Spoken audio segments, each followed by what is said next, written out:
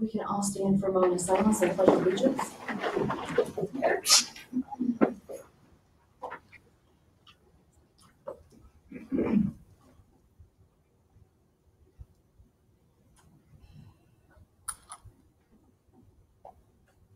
I pledge allegiance to the flag of the United States of America and to the republic for which it stands, one nation, under God, indivisible, with liberty and justice for all.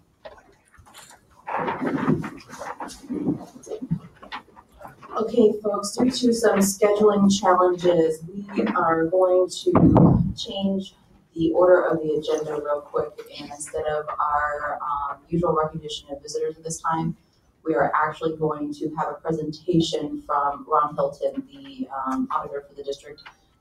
There's another session that he has to get to the same evening, so Ron. Thank you. I appreciate you making that change for me.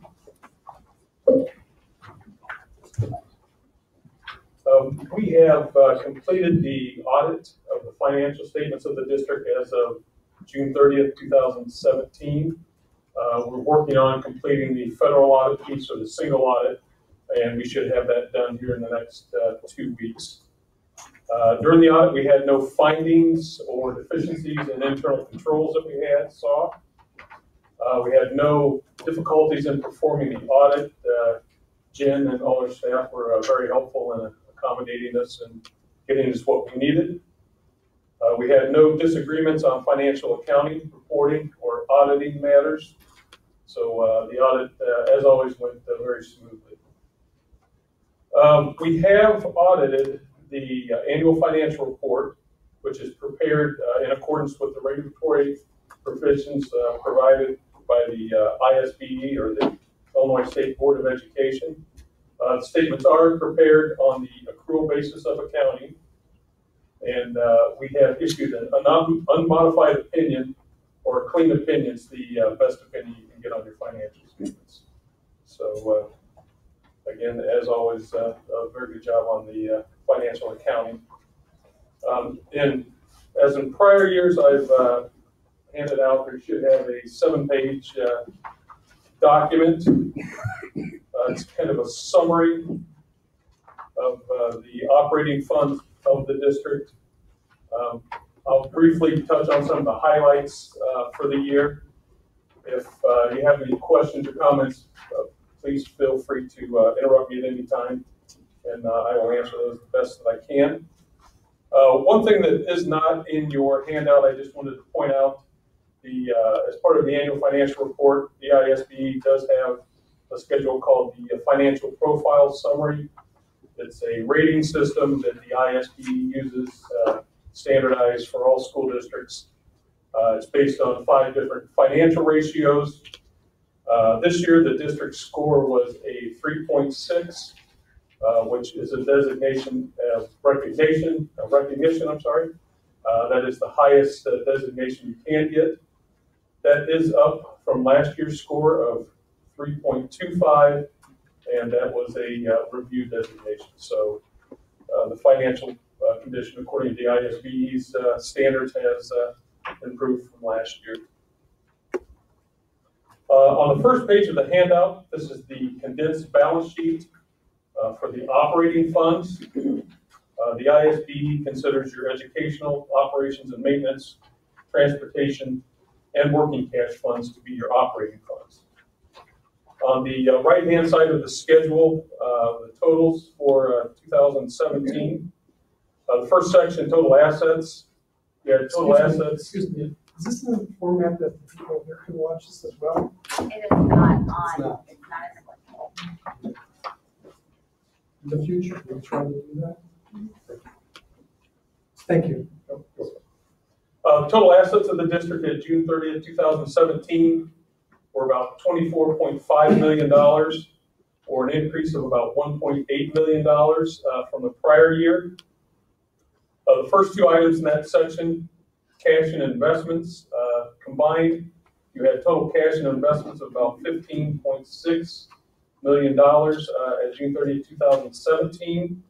That was an increase of about $1.4 million from 2016. Next section down are your total liabilities. Total liabilities were about $8.7 million, and there was very little change, or about $8.7 million also in 2016. The last section are the total fund balances.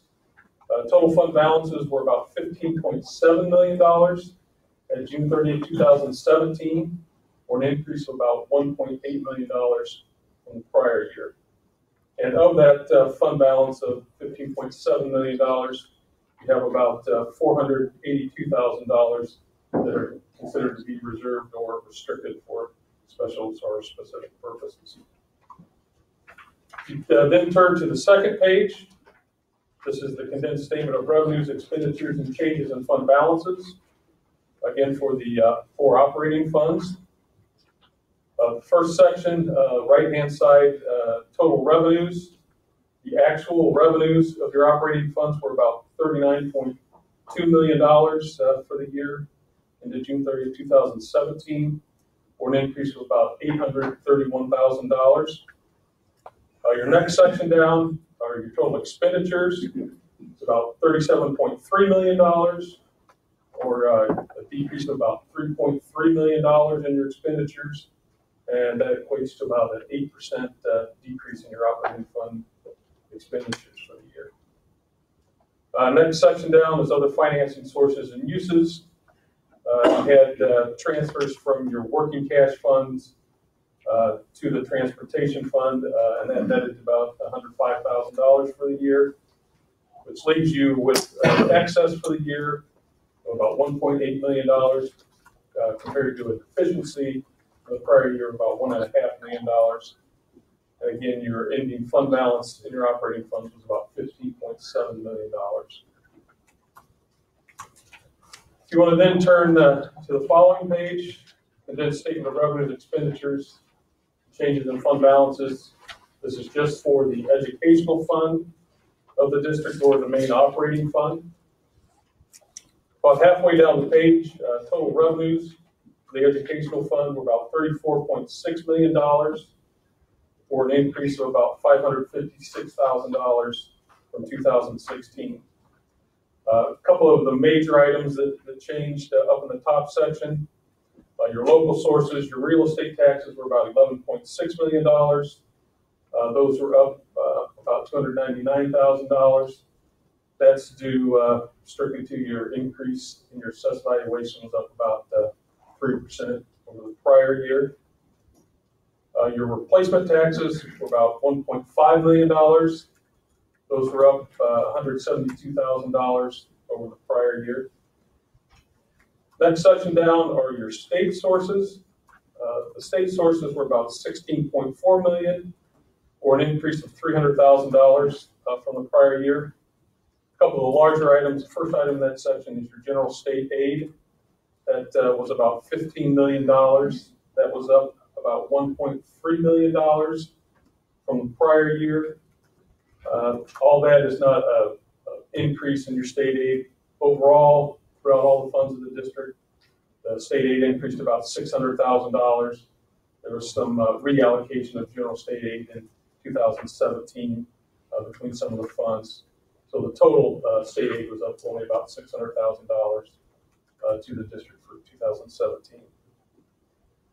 You had federal sources then about $4 million, and that was down approximately $100,000.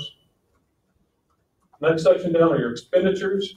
You had total expenditures of $33.2 million, or a decrease of about $2.4 million from 2016.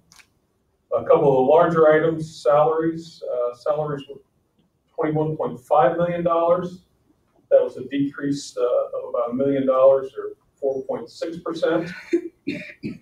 And about the fifth item down is called other objects. It's about $5.9 million.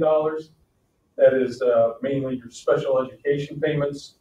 That was down about $616,000 for the year. That leaves you with excess for the year of about $1.3 million and a fund balance in your educational fund of about $10.8 million. If you want to turn then to the next page, the operations and maintenance fund. the statement of revenues, expenses, and changes in fund balance. About a quarter of the way down the page, total revenues were about $2.9 million, slightly increased about $11,000 for the year. Your total expenditures for the year were about $2 million. Those decreased about $945,000. The major item there is about halfway in the expenditure section, your capital outlay was $173,000. That was down about $725,000 for the year. That leaves you with a change or decrease, increase in your fund balance of about $850,000. And that leaves you with a fund balance of about $2.1 million. You had your fund balance in 2015 was about $350,000. So as you can see, you had gotten very low, and over the past 2 years, the district's made a conscious effort to build that fund balance back up in your operations and maintenance fund to a more safe level there. If you turn to the next page, this is the revenues expenses for the transportation fund. About halfway down the page, you had total revenues of about $1.5 million. That's up about $260,000. The majority of the change is up in your local section, real estate taxes. They were about $654,000, or an increase of $250,000 for the year. You did increase the tax rate from 10 cents to 20 cents there in 2017. So that accounts for the largest increase in your real estate taxes. Total expenditures were about $2 million. Again, in 2016, about $2 million, so a slight increase of $26,000 for the year. That left you with a deficiency for the year of about $482,000. You transferred in about $1.1 million from the working cash fund, and leaves you with an increase for the year of about $632,000 and an ending fund balance of about $1.2 million in your transportation fund. You turn the next page, it's a line graph comparing operating funds, total revenues and expenditures. You see the blue line represents revenues, the red line represents your expenditures. As you can see from the graph, the previous 4 fiscal years, the district had been deficit spending. In 2017, due to the significant reductions in expenditures, the operating funds of about 8%, and a small increase in revenues, which was about 2%, the operating funds showed a surplus. So as you can see, you had to make some tough decisions with some cuts that has paid off with the financial condition of the district. If you then turn to the last page, this is just a graph of the operating funds, fund balances. As you can see, in 2012, the total fund balances of the operating funds were about $22.8 million. As you can see from the downward trend of the line, obviously if you have deficit spending, you're spending down your reserves and your fund balance. So at 2017, you had about $15.7 million in fund balances. So over the last 5 to 6 years, the fund balance has decreased about $7.1 million due to the deficit spending or spending down of your reserves. So during the year, the district made significant reductions, which resulted in a surplus for the year. At June 30, 2017, the district had adequate cash reserves, you can see from the first page in the slide. Given the uncertain financial condition and situation of the state and what they're going to do with their funding of general state aid and the rest of their categorical payments, you do receive about 45% of your total operating fund revenues from state sources. So it is a significant portion of your funding for the district. I would just suggest that due to that uncertainty with the state, that you continue to monitor and control your costs as much as you possibly can. You are fairly limited on generating new revenues, so you have to, and without knowing what the state's going to do, really the main thing you can control are your expenses. So, again, very good job for this year. It's nice to see a nice turnaround here in the financial condition. Anybody have any questions or comments? Thank you, Mr. Hilton. Does anybody have any questions? I'm not sure who it gets directed to, if it's an audit or a finance question. On page 2, where it says the excess, you highlighted that to us. It went from, in 2007, we had budgeted a deficiency of a little over $1.5 million. Our actual was close to being positive of $2 million. What accounts for that a swing of close to $3 million? Is that a budgetary question? Does that make sense?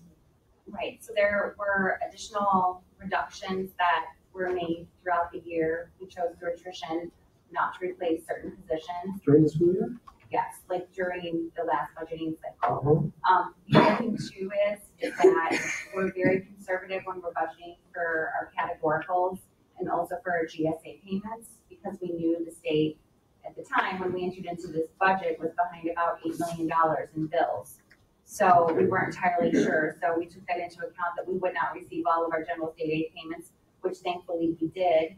And we did receive 3 out of the 4 categoricals, which was more than we had budgeted for. So that accounts for. Doesn't have to be a revenue issue, the amount of money we received. I was questioning the excesses. Okay. Yeah.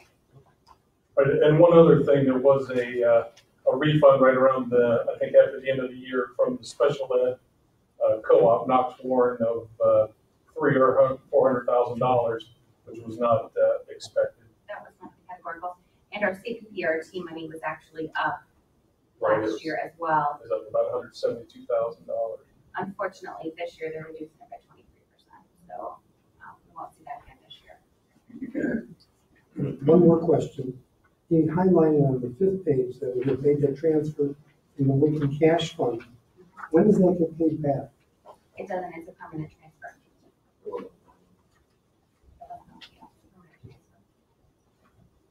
Yeah, the board would have had to approve the resolution to pay a portion of the working cash flow. So we borrowed from we sold working cash bonds to support the transportation fund over $1 million. There were monies in working cash before, so we used the working cash bond money that we had borrowed a couple of years ago to do health and safety improvements. These were existing funds that were already in there. This is the transportation fund I was asking about. Correct, but I'm saying there was monies in the working cash fund prior to selling those working cash bonds 18 months ago, 20 months ago. We used that money for health and safety repairs. So there was money in there prior to selling those working cash bonds. That's in essence the money that we transferred into transportation.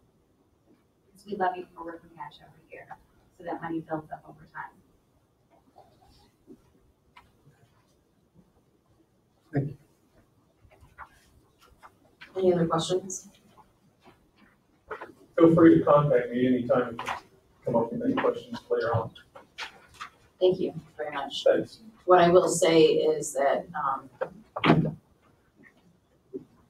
I know that at times sitting out in the audience or reading comments about how the district is now in a better place financially can sting and fall hard in times because we did have to go through so many cuts in order to get there. But I want folks to understand and recognize that part of our role as a board is to make sure that our school finances are in a situation so that we are able to continue on providing education to our school children, but also so that we're in a rating area so that if we need to move forward to do any other kind of work on loans or bonds or things, that we're in a position that we're able to do that. So while it may sound harsh or it may sound as if, oh wow, the district's saving money, but we're cutting positions, it's not an even balance. It's not as if because we now have some cash on hand, or that our surplus has increased just a tad bit, that means that we're flush with money. We're still in a precarious situation. We're talking about the fact that the reserves that Mr. Hilton referenced, we were at a position of $22 million in our reserves. And we spent down to $15 million before we made any cuts.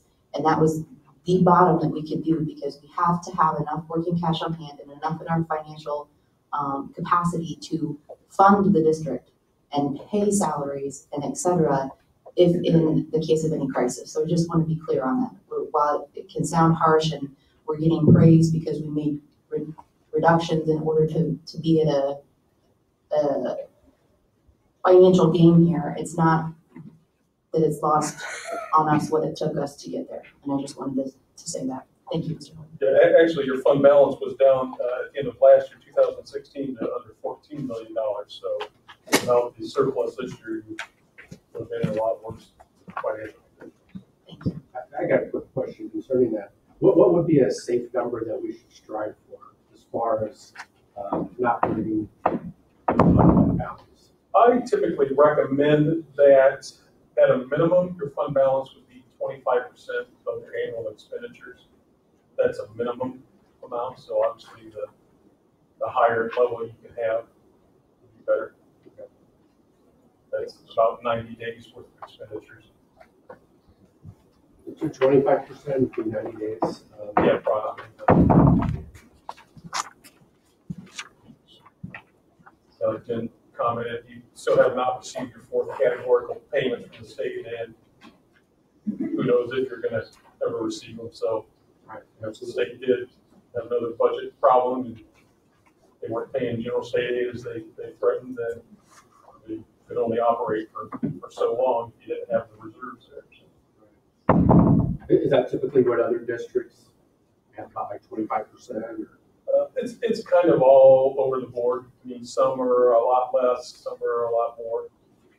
And I've seen a lot of the rural districts that I work on are kind of at a lower level than more of the urban districts. Well, and I would also say that districts that are property tax rich will oftentimes have a lot lower fund balance, actually, because they can get that predictable revenue. So like when I worked up in Lake County and our EAP was, 800 million. We kept a much lower fund balance because we knew every year we were going to get a certain amount of property tax revenue. So we didn't have to worry about keeping fund balances very high. Whereas when you're more reliant on state aid, you don't want to get it too low because the money might not come in, and the property taxes don't give you enough money to pay your bills. So it actually is an inverse of what people may think. Oh, if you're property tax wealthy, you'll have huge reserves. No. I know like Lake Forest High School would have like 5% because they knew they were going to get their money. They didn't have to worry about it because when property taxes came, they paid the bills. So when you're more dependent on state aid, it's typically better to get more than a 25% fund balance. And I would say other districts I've worked in, we should prefer at least 40%, just because of that necessity to have the cash flow for when the state doesn't pay the bills. Right. And with Knox County here, you did receive approximately 50% of your real estate tax levy for the 17-18 year before June 30th. So that kind of inflates your cash at June 30th because you have received half of that levy for the 17-18 year. And to just put it in perspective, our board bills and payroll average about $4 to $4.5 million a month. So 15 million sounds like a lot of money in the operating funds, but it really isn't for a district this size. I mean, we're talking less than 4 months if for some reason the state has no ability to pay us or can't pay us or won't pay us, depending on what the scenario is. So it doesn't take very long in a district this size to spend those down very quickly.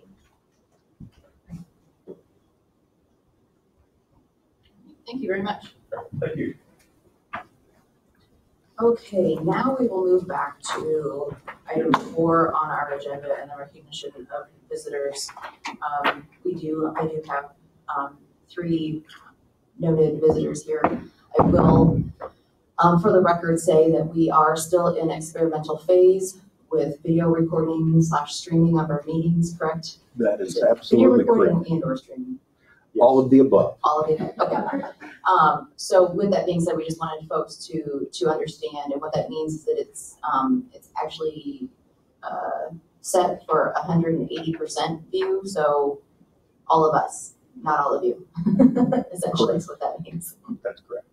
Okay, so for the recognition of visitors, know that you will be asked by myself to come up and speak on any item germane to the role and function of the Board of Education. When I direct, you can proceed to the podium and give your name. We no longer require you to give your address, just as an update. And you can begin your statement. You're asked to refrain from making any personal comments regarding any one individual, and I reserve the right to limit presentations to 5 minutes. So first, we will have the Amazing Shake final national contestants. With us tonight, we have Mackenzie Musser, Lily McNally, and Hayden Musser.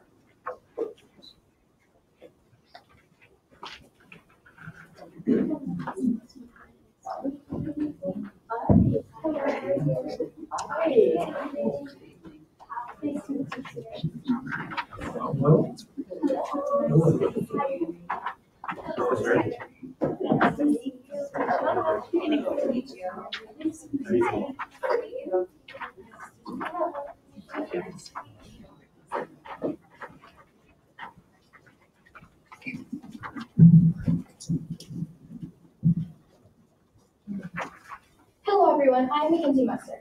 I'm in 8th grade at Church Junior High School. As you may already know, the Great Guilford Shake was inspired by Ron Clark Academy's Amazing Shake and has become an annual event for District 205. The volunteer committee consists of various members of Galesburg's District 205 staff. The committee works countless hours to plan the shake each year. It wouldn't be possible without the community support they receive. Galesburg community members and businesses have provided funding for the shake, as well as serving as guest judges. As you can probably tell, the Great Galesburg Shake is very important to me. I have learned many things throughout my 3 years as a participant in the shake. The first year, I did not prepare because I did not know what to expect. After getting feedback and practicing to improve the skills I needed to succeed in the Great Galesburg Shake, I decided to try again, and I advanced to the second round. In 7th grade, I worked every morning with Miss Pat. Every morning, and I practiced every morning in order to achieve my goal of advancing farther than ever before. I'm proud to say I made it to the top 8 in 2017. The Great Shake has provided many opportunities for me over the last few years, and it has been one of the most rewarding experiences of my life. Now here's Lily McNally to tell you about one of the other amazing experiences we had. Thanks, Mackenzie. Like she said, I'm Lily McNally, and I am an 8th grader at Lombard Middle School. Last year, I advanced all the way to round 5 in the Great Galesburg Shake, which gave me the opportunity to go and visit the Ron Clark Academy in Atlanta, Georgia. This was a very special opportunity for me. Mr. Clark, his staff, and his students welcomed us and allowed us a sneak peek of the amazing things that happen in their school on a daily basis. That in itself was a once-in-a-lifetime opportunity, or so I thought. This coming February, RCA is hosting the first ever Amazing Shake Nationals, a competition for 5th through 8th graders that puts an emphasis on teaching students manners, discipline, respect, and professional conduct. The competition consists of case scenario stations set up around RCA and Atlanta that students must pass through while exercising etiquette and composure. Mackenzie, Hayden, and I would be honored to represent District 205, the Great Galesburg Shake, and the Galesburg community as competitors in the Amazing Shake Nationals. Maybe the best part of the Amazing Shake experience is that even if we do not advance, we still have a chance to attend scheduled workshops and learn from the best. Sorry. The Great Galesburg Shake has really changed me in lots of ways. Knowing that the committee volunteers time to plan, fundraise, and execute the Great Galesburg Shake just to make sure that District 205 students have the soft skills that we need to succeed in life really moves me to try my best every day and to set higher goals for myself, such as making sure to thank the cafeterias as they hand me my tray in the lunch line, and finally being able to ask the waitress for that packet of ketchup for my fries. No, really, you can ask them all. I honestly wouldn't before the Great Galesburg Shake. As the Great Shake continues to grow, I'm excited about the prospect of more and more District 205 students finally getting the opportunity to benefit in the same way I have. And I thank you for your consideration of our request to compete in the Amazing Shake Nationals. I promise that we'll all make District 205 proud. I'd like to finish up with a quote from Johann Wolfgang von Goethe. A man's manners are a mirror in which he shows his portrait. Speaking of a man with manners, I'd like to introduce my friend Hayden Musser. As you know, we had the opportunity to go to Atlanta for the Amazing Shake Nationals. This has been a dream of mine to visit the Ron Clark Academy since I was 8. I'm now a 5th grader at Steele Elementary. During this competition, we will learn and refine a lot of important skills like a firm handshake, eye contact, and how to carry on a conversation. This opportunity will allow us to bring back what we learned to share with the students of Galesburg. Also, these skills are very important to our future, like getting a job interview or helping us with the scholarship process to college. Additionally, it will provide us ideas and experiences for our own Galesburg Shake. I'm asking you to consider sending us to Atlanta to not only better ourselves, but our school district and community. We are now available for questions.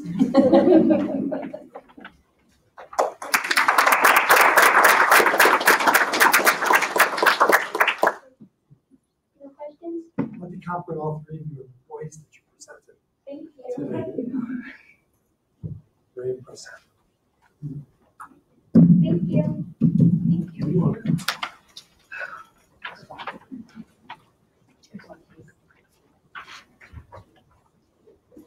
Okay. Turn my mic off. Next we have Kim Stephanie, my bad.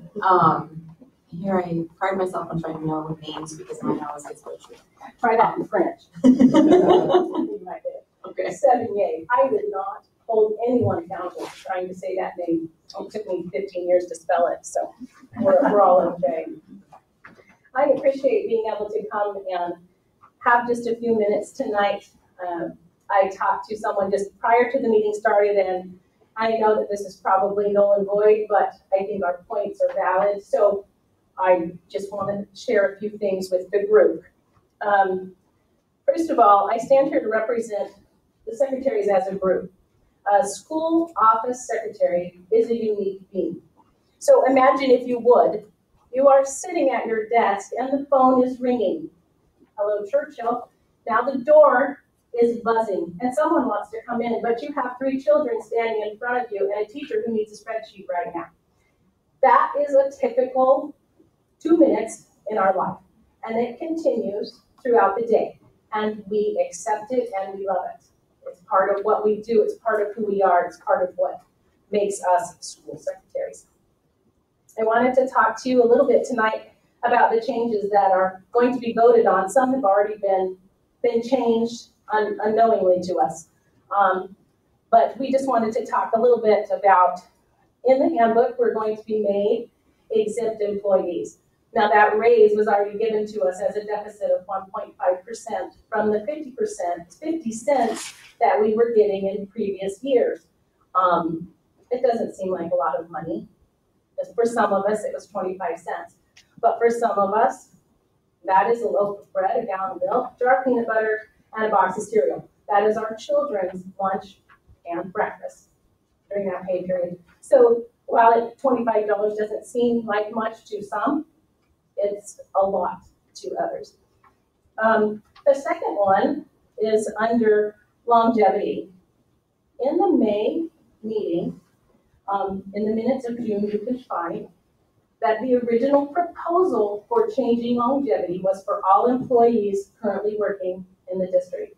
It was restated and then rewritten as all employees hired after 2017 or prior to 2017. If you were not already receiving your longevity, you are no longer going to get it. I do know that in the front of the secretarial handbook, it says we are not allowed to use that as a bargaining tool or something to work from. I don't know what we do have if we don't have that. We were given a handshake when we were hired and told that this was something that we would get. And I understand that there are budget cuts that need to be made. That particular budget cut won't affect anyone. There are 4 of us in 2 years that will affect the district's budget by $880. It doesn't seem like much for people who are making a good salary, but $220 is a lot. And over time, that grows. And my hope would be that the district would be in a better position at that time. The other item that they're changing in our book is the line of fair consideration will be given to district employees. I'm not sure why that needs to be removed. I've been in the district for 10 years, and I hope that I'm valuable. I hope that Mrs. Bully, for her 20 years, is valuable. And I hope that if something were to happen and there was a job opening, that we would be fairly considered for that position. But we no longer have to be fairly considered once that handbook is changed. So consider for a moment, if you would, that this is you. This is your job. You have the extra duties, and your pay is now being cut. Your longevity bonus is null and void, but no one's told you. No one took you into consideration in the big picture to pull you aside and say, hey, we need to make these cuts. We know it's going to be rough, and we know that it's going to be hard, but we need to do that. No one took the secretaries into consideration. We found these things out by mistake, by word of mouth through the public, not from those people who we should be trusting. I don't know how many of you know that 2 years ago, just on the junior high level, we lost a secretary, a dean, an outreach worker, and a safety officer. Now consider, who took those jobs? We did. We did that happily. And why did we do that? Because we love what we do. We want it done right. We're pretty snobby that way. And we have a stake in this district. Our children go to this district. And so we want things done properly. So as you are considering these changes, which I understand have been made, but as you are going to put them in writing and make them official, consider the people that they affect. Consider the amount of money is not that large on the lower end of the spectrum. And I would ask that you go back and read the June 26 minutes and look at the section where it was stated originally that all employees currently working would get that bonus. And then it was questioned by 2 members and then rewritten to not include those who are still working. Thank you for your time. I appreciate it. And we do love our jobs. I guess, do I need to ask if you have any questions? I think this is actually an item that we'll be bringing up later in our agenda. So, Right, yes, I saw it. thank you.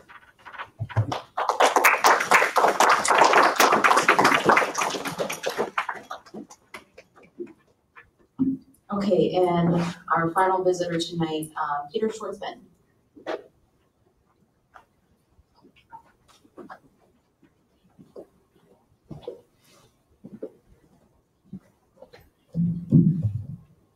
Hello, board. Hello, visitors.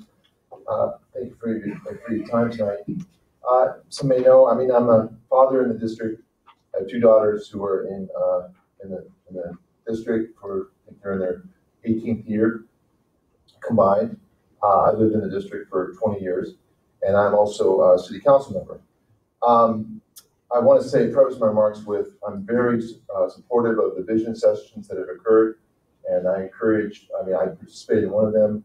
I encourage a lot of other people to do so. And I hope both the board as well as community will look very closely at those recommendations and look towards a better future for our community and our school district. The 2 concerns I have tonight are ones that I have a fairly busy schedule. I'm not always able to come to the board meetings, but they've been growing, and I've talked to other parents, and you get a kind of a critical mass of interest, and you feel like somebody's got to come up and speak. So they're set in the vein of, we can always improve. And also, I know the board has seen a lot of changes recently, and so maybe these are things that have been overlooked or not considered. The first has to do with the use of Channel 1 in the classroom.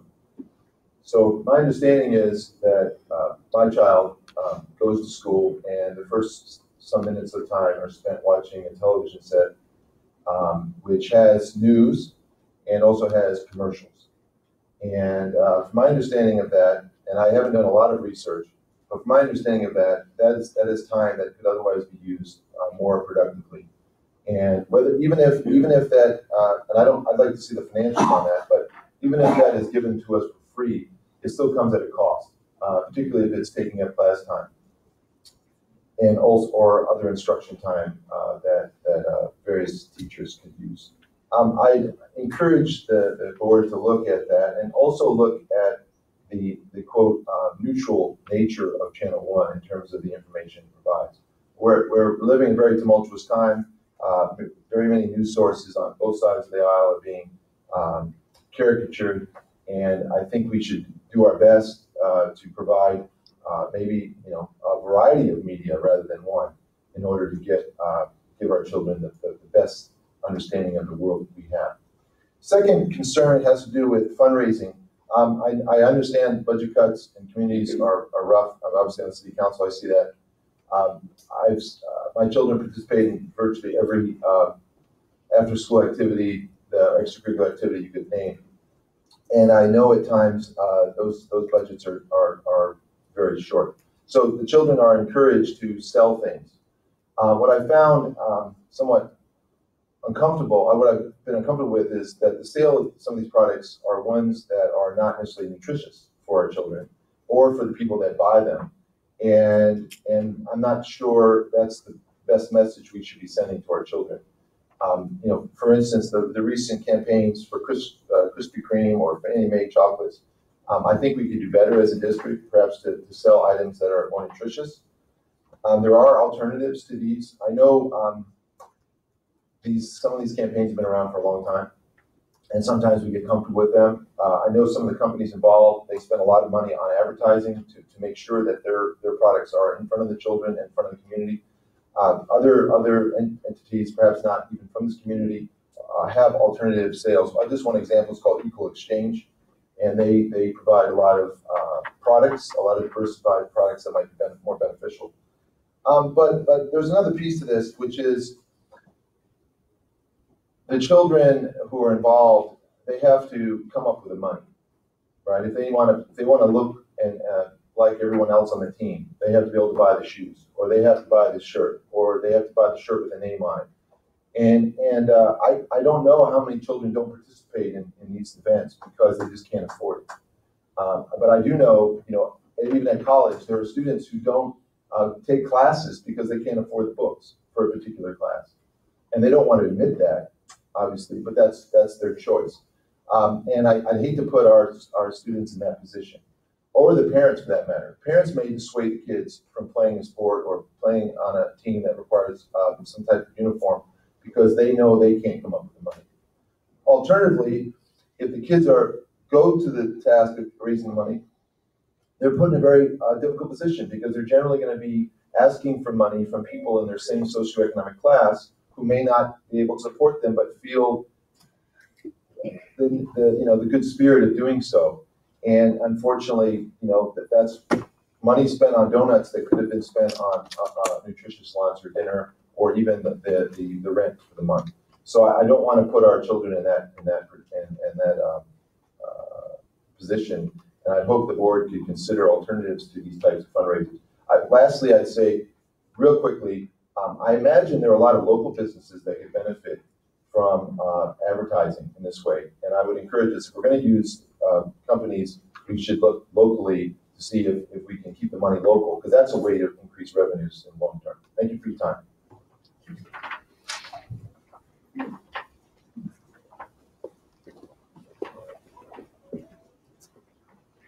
Thank you to all of our visitors. I don't know why my brain's not trying to put the clock and it's not. It's not clear. But the clock is working, my brain is not working and reading it, I'm like, what does that mean? Okay, it's been a long day. All right, so next on our agenda, moving back to item 5 and presentations to the board, we'll hear from our GHS Student Council representative.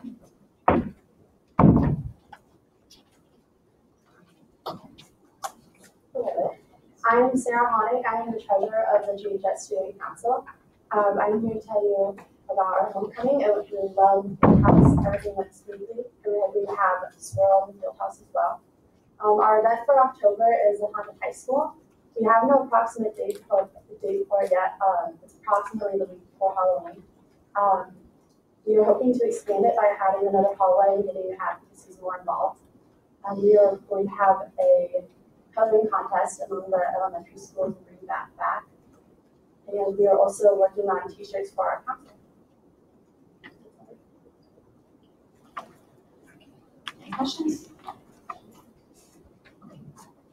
And thank you for joining us, and you are welcome to stay, but you are not required to stay, as I am sure you probably have plenty of other wonderful things that you could be doing.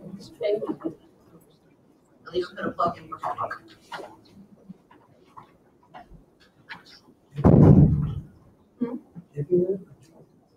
Doing homework, not giving it.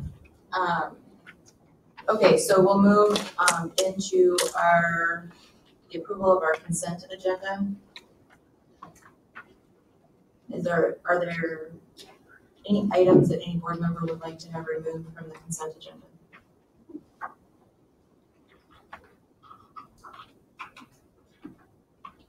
Okay, do I have a motion to approve? So moved. Allison? Spontaneous. Aye. Krasnowitz. Aye. Lyon. Yes. Peckrell. Aye. Sharpie. Aye. Statham. Thanks.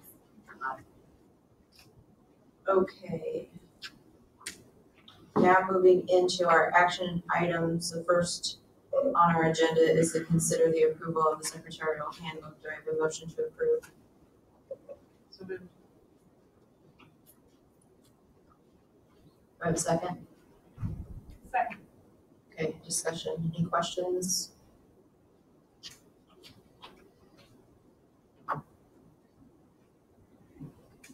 So the changes that the presenter spoke to Yes. was longevity. And I used to get that for the first year on, is that No. what? No. Can you explain the change then? Yes, so in the past, if you, after you hit 10 years, correct me if I'm 11 years, once you hit your 11th year, you were then given a $220 basically bonus that actually doubled each year, correct? Or compounded, but Compounded. was added every year. So Every year until retirement, until 20.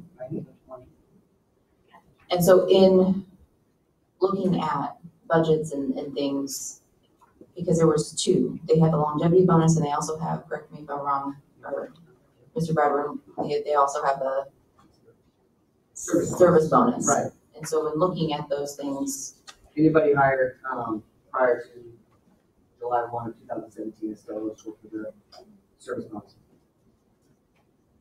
say that again? Anyone who is currently hired, any secretary currently hired as of July 1, 2017 or prior, is still eligible for service bonus. And longevity was just those people who were hired prior to July 1st.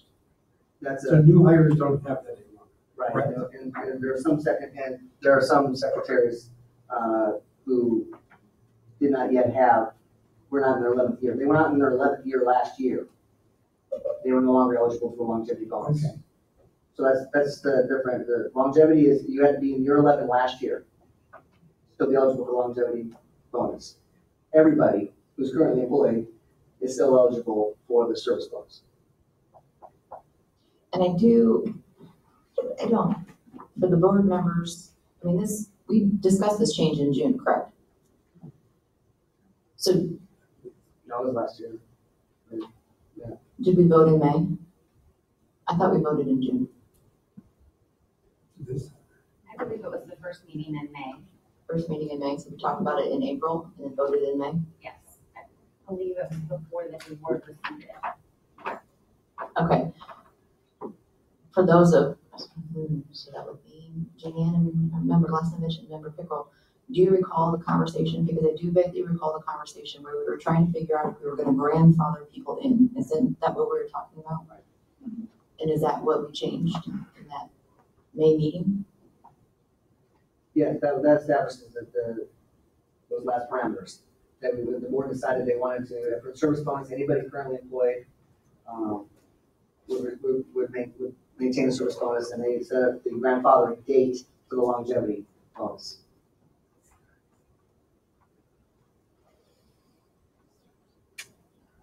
But there was a change to the provision of the service bonus as well. Yes. It used to be that whether you resigned or retired, Correct. you were eligible for the service bonus. Now it's retirement only, Correct. not resignation. That's correct.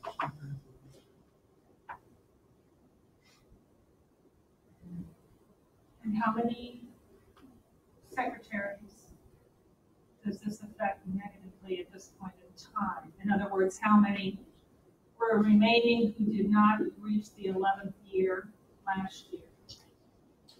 There were 7. I have that table somewhere. I believe it's 3 secretaries and 4 administrative assistants. It's actually reverse that. Or is it 4 secretaries and 3 administrators? I understand, Right. right.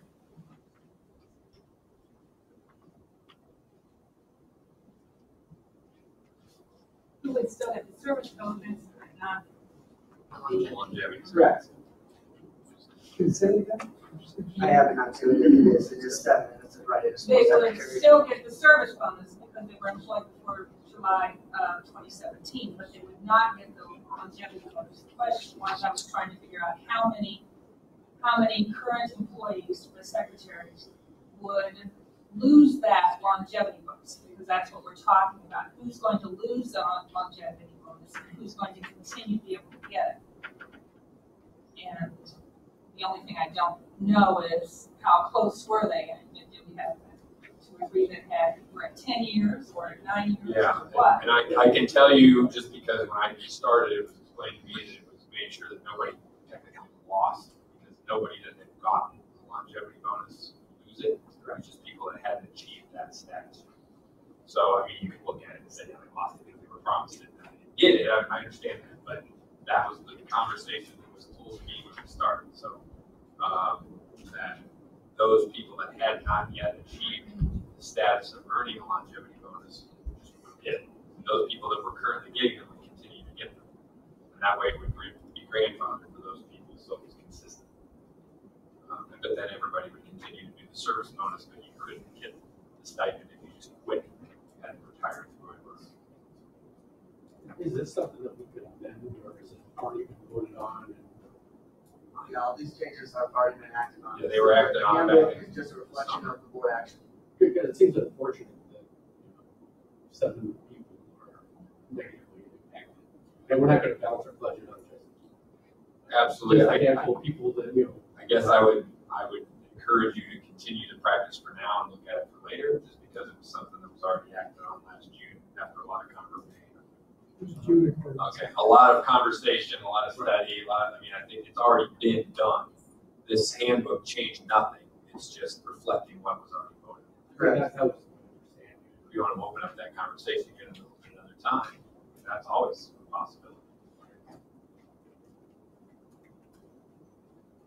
And while I agree that it is unfortunate, after the work that Member Statham and I did in researching both the longevity and the service bonus, right? So in essence,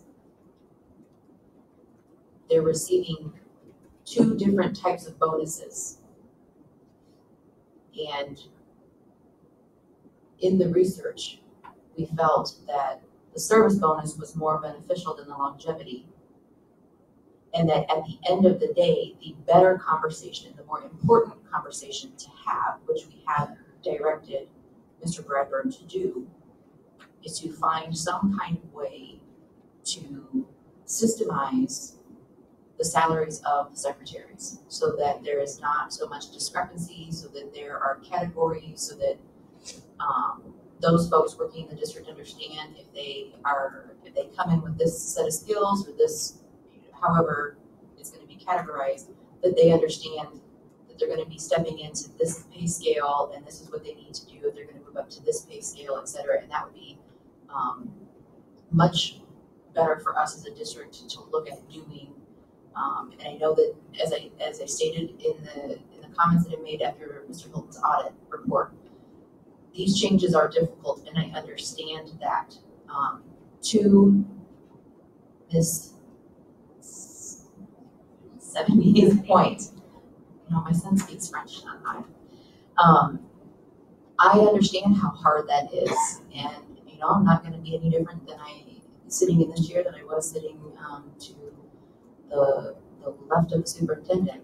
I work in education, and I've received an email for the last 4 years, an email that went out to the entire faculty and staff informing us that we would not be getting a raise.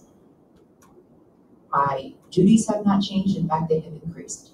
The student populations that I work with, the things that I've been asked and required to do in my position have definitely increased.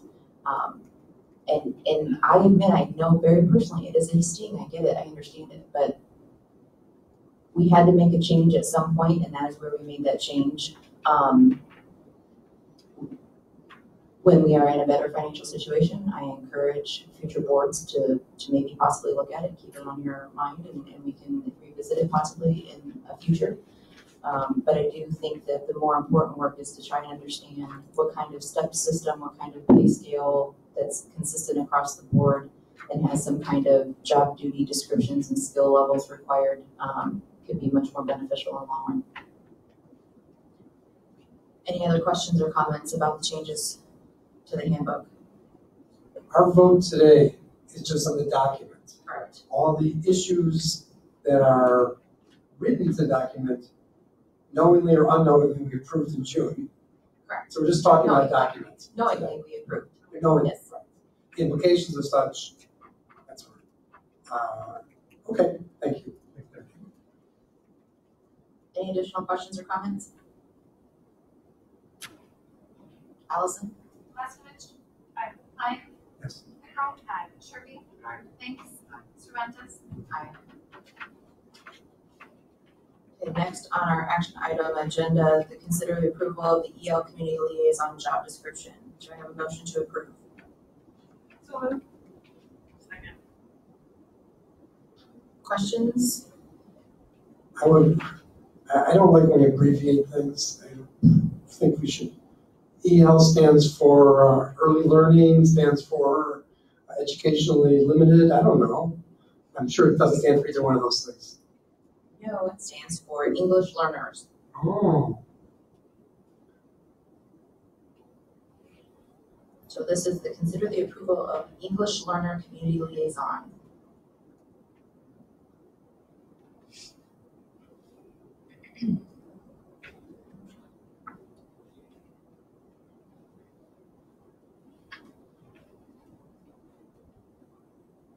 Questions? Nothing? Only that for everyone out there, this is actually just putting into words exactly the duties of the individual who's now performing. Thank you, Member Glasnovich, for that clarification. Okay, if there are no questions or comments, Allison. Lynn? Yes. Pickrell? Aye. Sherby? Aye. Banks? Aye. Cervantes? Aye. Glasnovich? Yes. Okay, action item C. Do we need two separate motions since they're two different job descriptions? Okay, that's what I was thinking, but I just wanted to double check.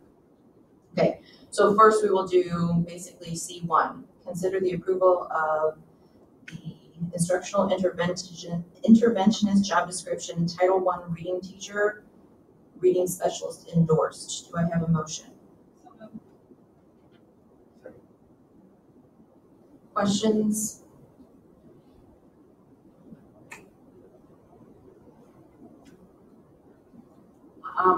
I'd like to understand why we need this. We don't have this position anymore, correct? This reflects the discussion from last month, and this is essentially, we don't have reading recovery teachers, but we do have instructional interventionists that do have a reading specialist, a reading endorsement.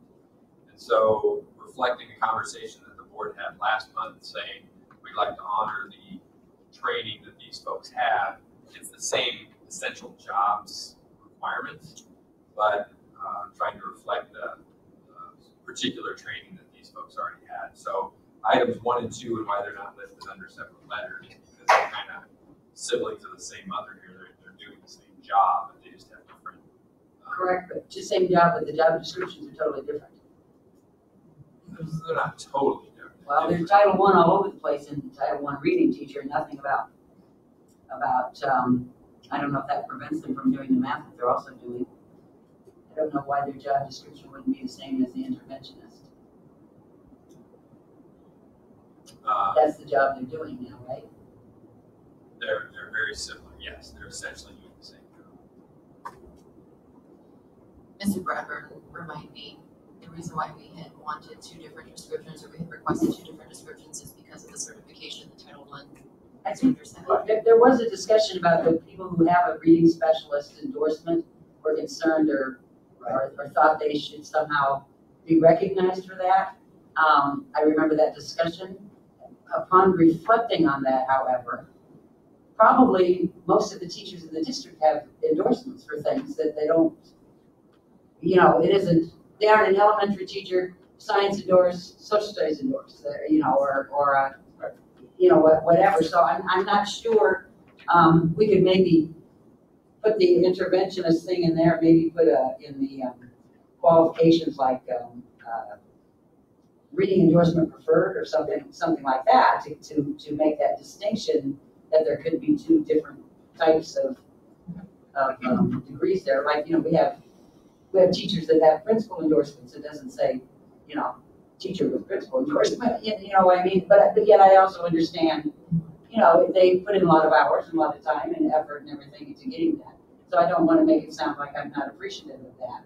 But when I'm reading this, it's like, identify students who qualify for Title I services. We're not, a lot of what's on there, they're not doing because we don't have those things. So right, that program has changed, and so the instructional interventionist job description is more reflective of the actual position, trying to honor those who still have that certification. The Title I reading teacher is one that has been approved in the past, 2007. One of the concerns is, as we discussed, is part of the interventionist role is not only reading but also mathematics. They push in and they pull out students and help with mathematics and special interventions. So the one for it says Title I reading teacher, when it exists, it has the reading specialist endorsement.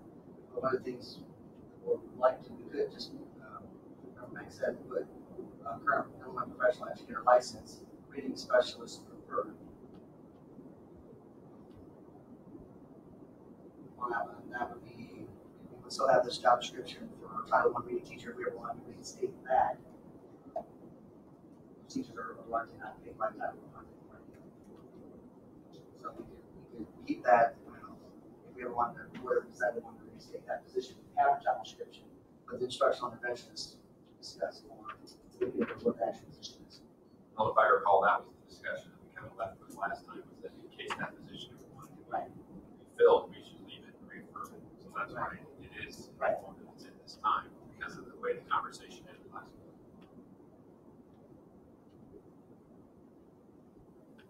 So it's my assumption any postings would be for instructional interventionists, not Title I reading teacher.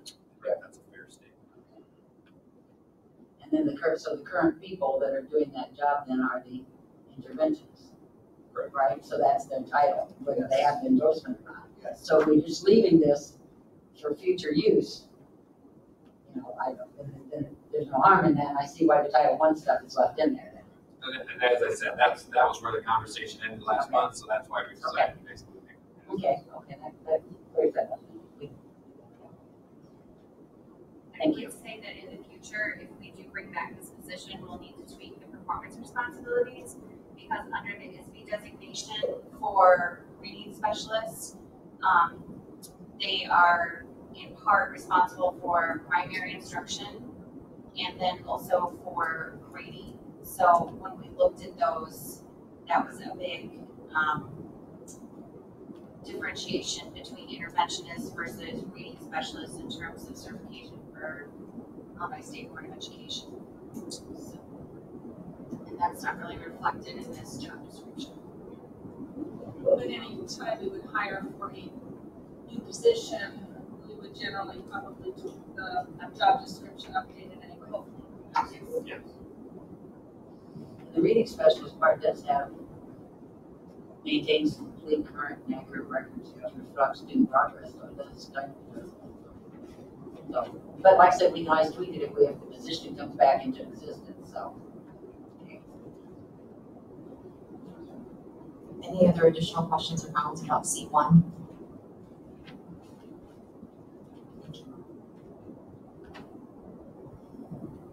Allison? Aye. Sherby? Aye. Thanks. Aye. Cervantes? Aye. Pastovich? Aye. Lyon? Okay, so then we move to C2, consider approval of instructional interventionist job description for instructional interventionist. So second. Going to assume that all questions and comments have been made. Allison? Sherby?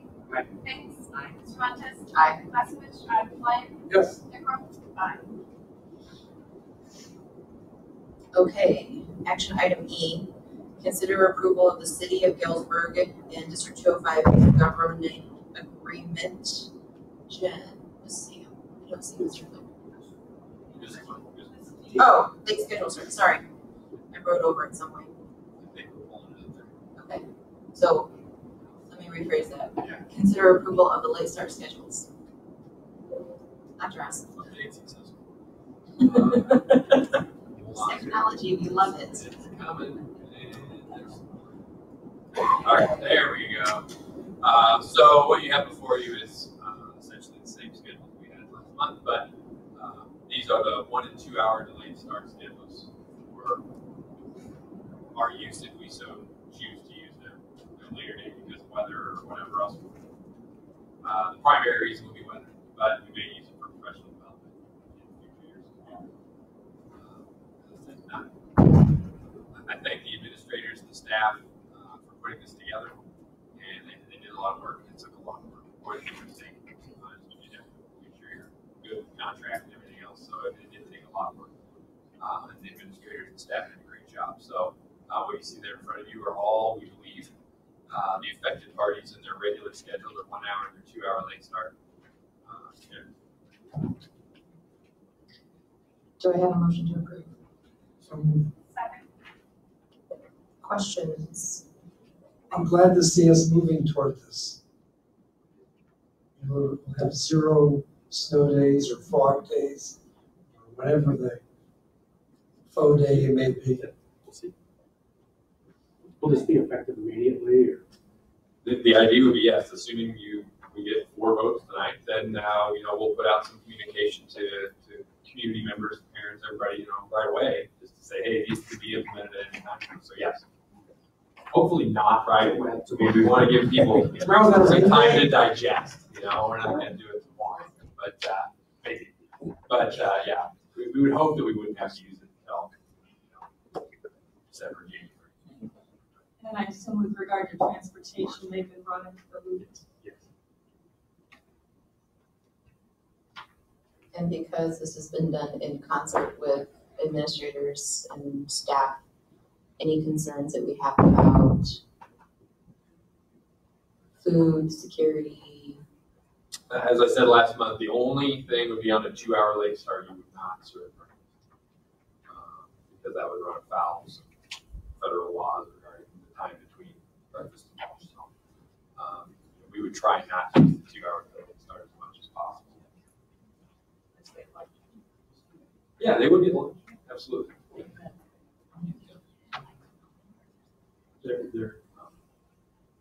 No, there's not. Okay. Was a rhetorical statement. Got answered. I had just said something. snacks. Well, I wonder if there could be an afternoon meal, something they go home with. So, Mitch, you will print the words that I'm saying. No, there's no way that we can provide food in the morning to run afoul of the federal government On a 2-hour late start. on a 2-hour late start. Thank you. Who's Mitch? Friendly registered mail We're reporter. back to football talk or something. Okay. Any other questions or comments? It's good. Allison? Thanks. Cervantes. Aye. Klasevich. Aye. Lyon. Yes. Pickrell. Aye. Sharpie. Okay, now we will move forward to E. Consider approval of City of Galesburg and District 205 intergovernment agreement. Ms. Hamm. I do not believe Mr. Flater is here tonight. Okay. We met with the city last week to finalize the agreement. This morning, I sent you an updated copy of a couple changes that the city attorney requested that we make, but it was nothing substantial to the agreement. This is in whole what we talked about last month. The only substantial change is that instead of having the renewal be November 14th of 2018, we have mutually agreed to have this agreement expire on July 31st, 2018. That's because the summer is a little bit more of a downtime for the city and for the district, and then we can plan for the entire school year versus having to sit down in the fall and then work things in. So the timeframe seemed to work a little better. But other than that, the agreement is pretty much as Mr. Flater discussed last month.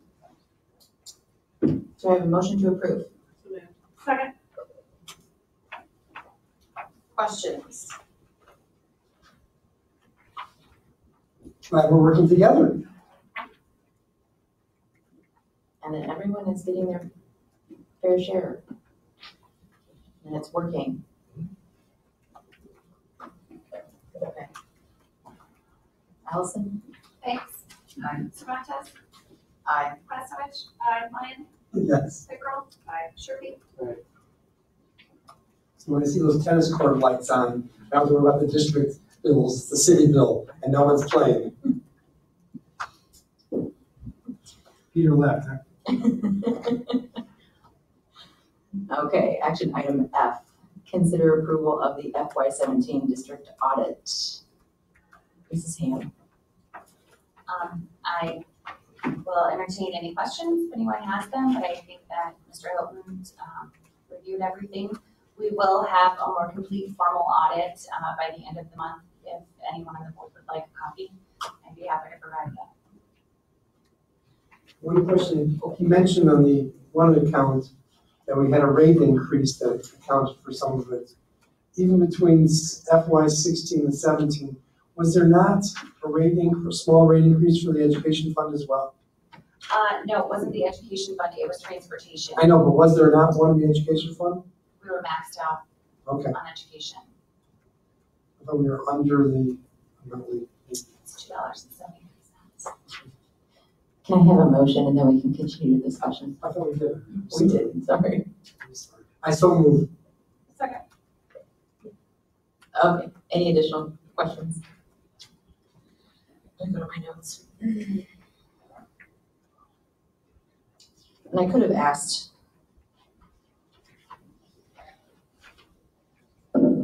earlier, Mr. Hilton, but Ms. Hamm, are we to assume that the rate increase is due to the work that we did in reducing costs and getting our. The financial profile score is yes. So the fact that we were able to reduce expenditures significantly helped with that increase. And we were very close to having to create a 5-year budget plan that would need to be approved by the state because of our financial watch status. So the fact that we were able to turn that around is a huge benefit for the district. Okay. And this might be more of a budget conversation.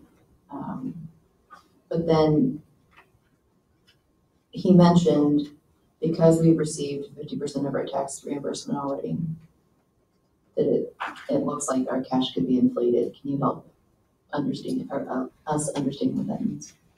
Well, we're on the accrual method, so the fact that we received 50% before the end of the fiscal year really doesn't have an impact necessarily on our type of accounting system. Districts that are on a cash accounting basis, that's where it gets a little trickier. Technically, they shouldn't be accessing those funds or even in theory depositing them until July 1st. But even if we had to receive those 50% of those funds after July 1st, they would get booked back to the previous fiscal year anyways.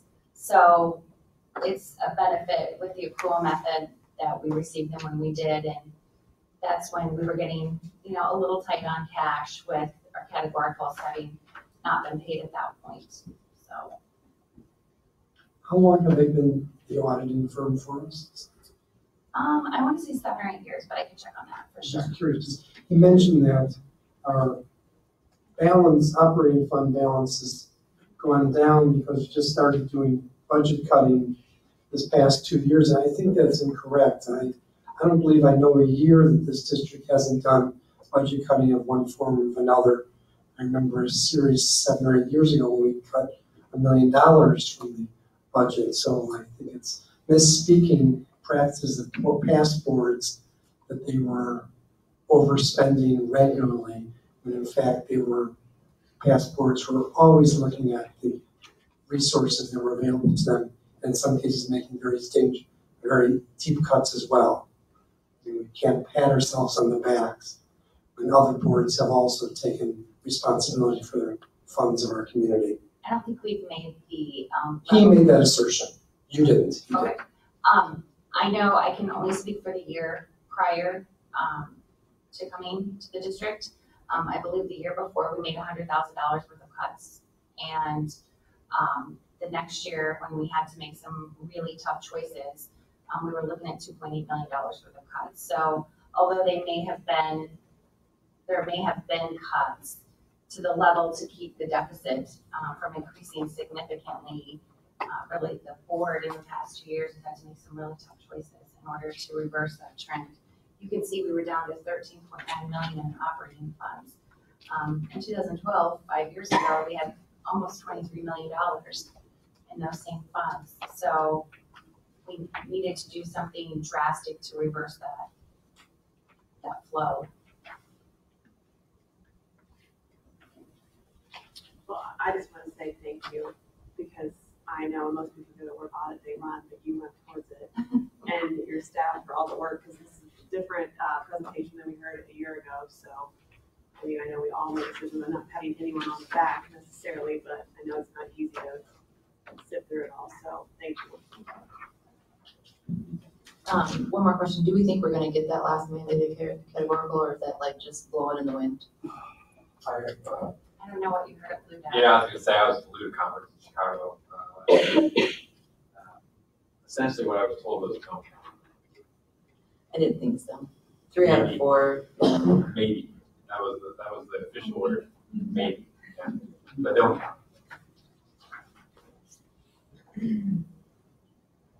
I mean, for those in the audience, our constituency, to understand what that means is that we funded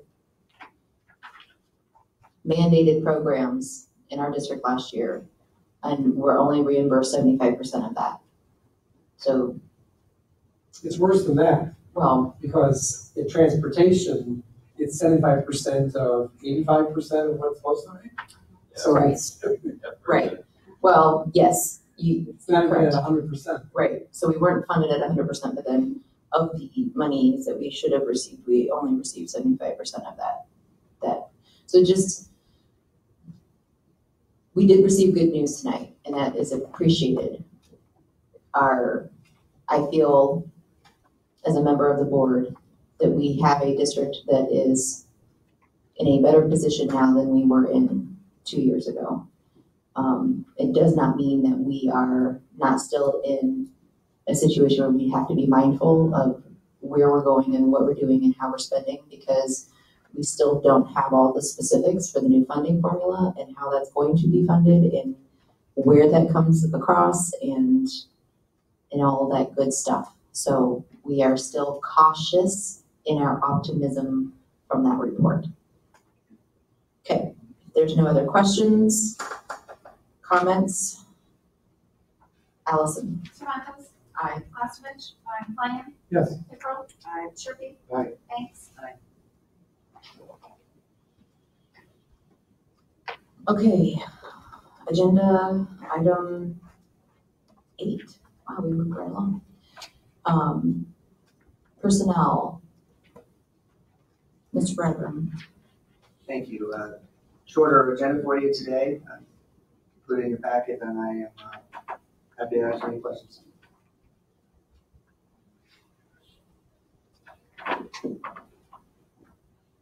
Can we ask questions now? We have done motion. Okay, so moved. Second. Now questions. I see that we had a resignation of one of the new LPNs we just brought on. Yep. And I don't see it in the vacancy, so that's already been filled? Yes, it's in the under appointments. Have there been any other movements in those positions in this short time frame? Just the LPN. Uh-huh. I see it. Thank you. Any other questions? Allison. Glastovich, Lyon, Yes. Pickrell, Sharpie. Aye. Banks. Toronto's. Aye. Okay, now we will move into discussion items. First on our discussion item agenda is the videotaping of the board meetings. And I believe Member Banks has asked for Mr. Jacobson to give us an update. Yes, we are working through a couple of issues as far as the technical equipment goes. Big thanks to Mandy Stiegel, who brought a student last time to take some notes. I do not know if we're going to have an article here tonight. Can you move up to the microphone, please? Of course. Also, you can be on the television, whatever it is. Of course. That was going to be one of my items to remind folks about, but you did a great job with lights tonight, so thank you all very much.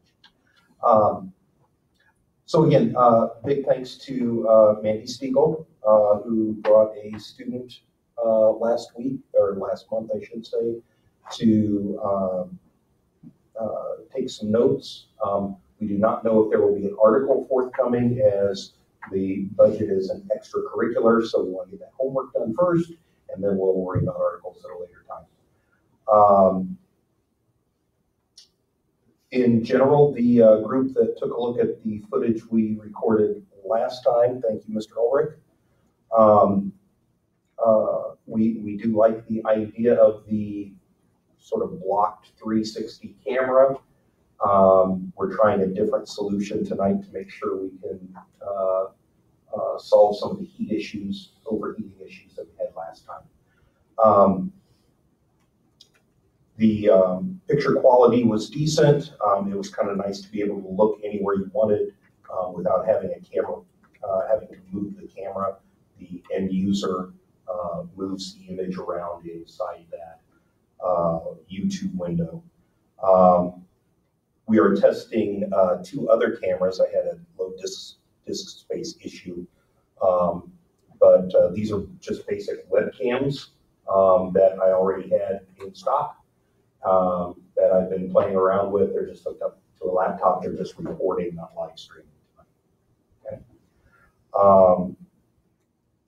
So next, let's see, our next meeting to put together is October 17th, a week after this, to sort of see what kind of footage we have and see how it all shakes out. So that's where we're at.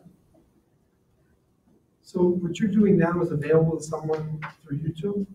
Right now, these are private, it's private live streams, so only if you have a link can you actually see it. I'd be happy to provide the board with these links after the meeting. if you'd like to take a look at them as your own time allows. But right, at this time, it's not available to everyone because we're still in that testing phase. It's still a little rough. Is anyone with it? What do you think? It's kind of far away. Like you've looked at it, you can't really zoom in. It's nice that you can move the camera. I'm not sure what I'm supposed to do. It's nice that you can move the camera, but you're still, everybody's kind of small. So wow, if you watch it, then you can see it's and then the audio's, you have a microphone on, the audio's fine. Okay. Or if you're standing right behind the camera. Right. So what option is there to make people bigger? Is that what you're saying? Yeah, we can get the camera closer to us, but then it's farther from the screen. Free gym time. We could set that 360 camera right about where that knockout for the power is and get, the folks in the apex of the angle here would be much larger than the folks on the outside. So I'll let you guys sort all that out. But yeah, that's really our option, unless I'm missing something. Right? Nope, that's about it. I think I'm okay with being small on the camera. I think that audio is really important. And so as long as folks are able to hear, as long as we're remembering to use our microphone.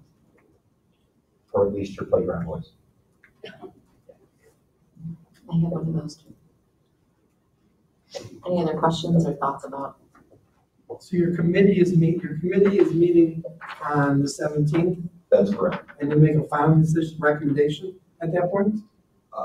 We will look at what our options, how our options look, and there are the things that we can still test. If we're still not comfortable with this footage for public view, there are other things we could test to see if we like those better. Our original timeline would have us making a recommendation to you in December, and lighting up the live stream in January then. Why do you have the camera way over by the wall? Just trying different camera positions right now. Well, that way you can see the TV also, yeah, the screen. But the screen is available to anyone to click on through the website. Which is why we're testing the two webcam options to see if one of the webcams has a 90-degree field of view, another has a 120-degree field of view.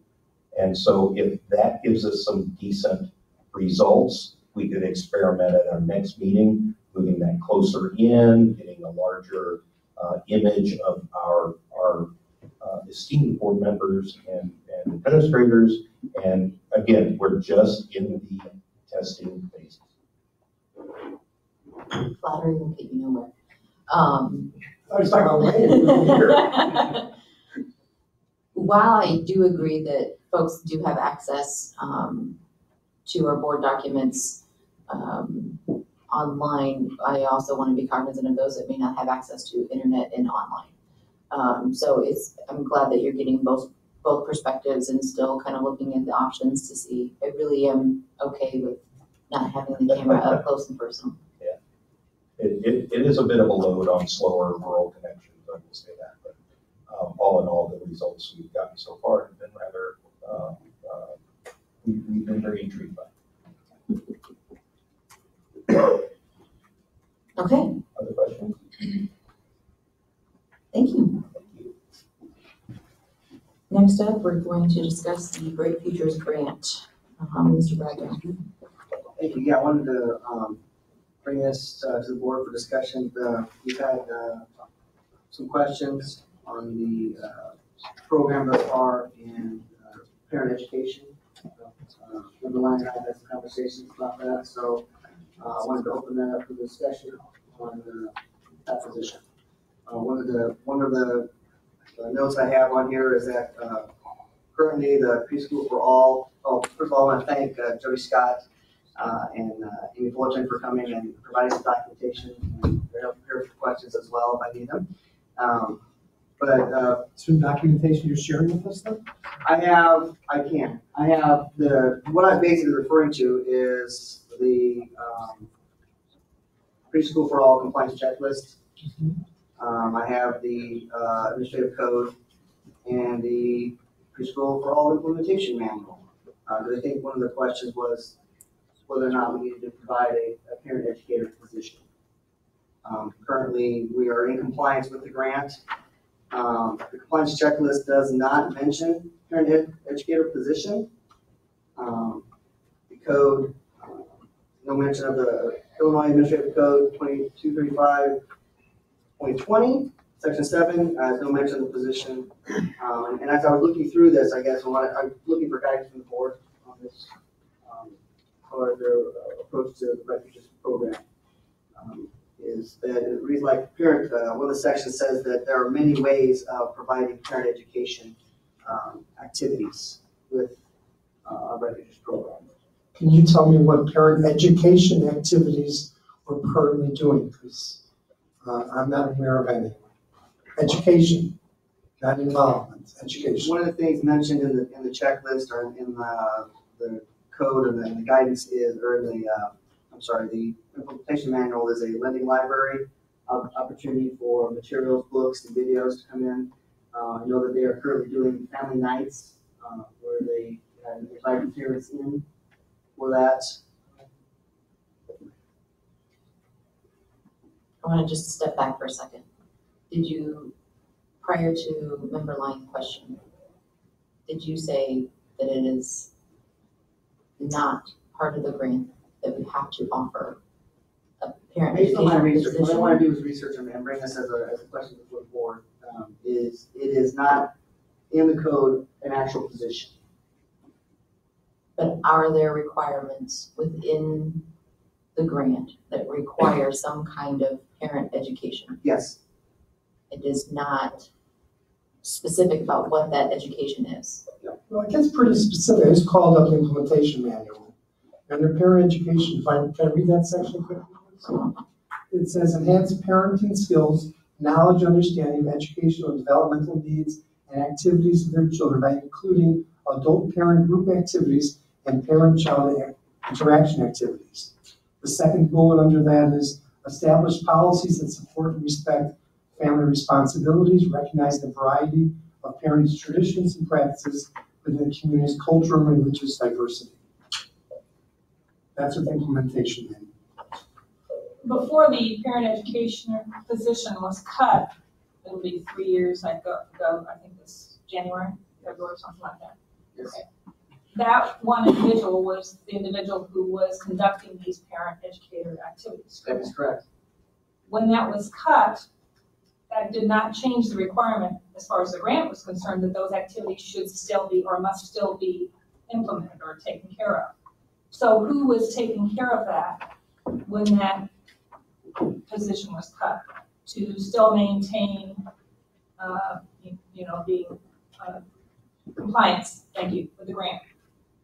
We did hire an administrator, part-time administrator for the program, and a lot of those activities have fallen also into teachers are providing some of those activities with parents. I think that we have Amy Fullerton and Jody Scott with us, and Amy could give probably some anecdotal examples of how the other districts who do not have parent educators are. That is correct. Performing these functions. Right, and they usually, what happens is Please mute they. your microphone if you're speaking, Sure. please. Sure.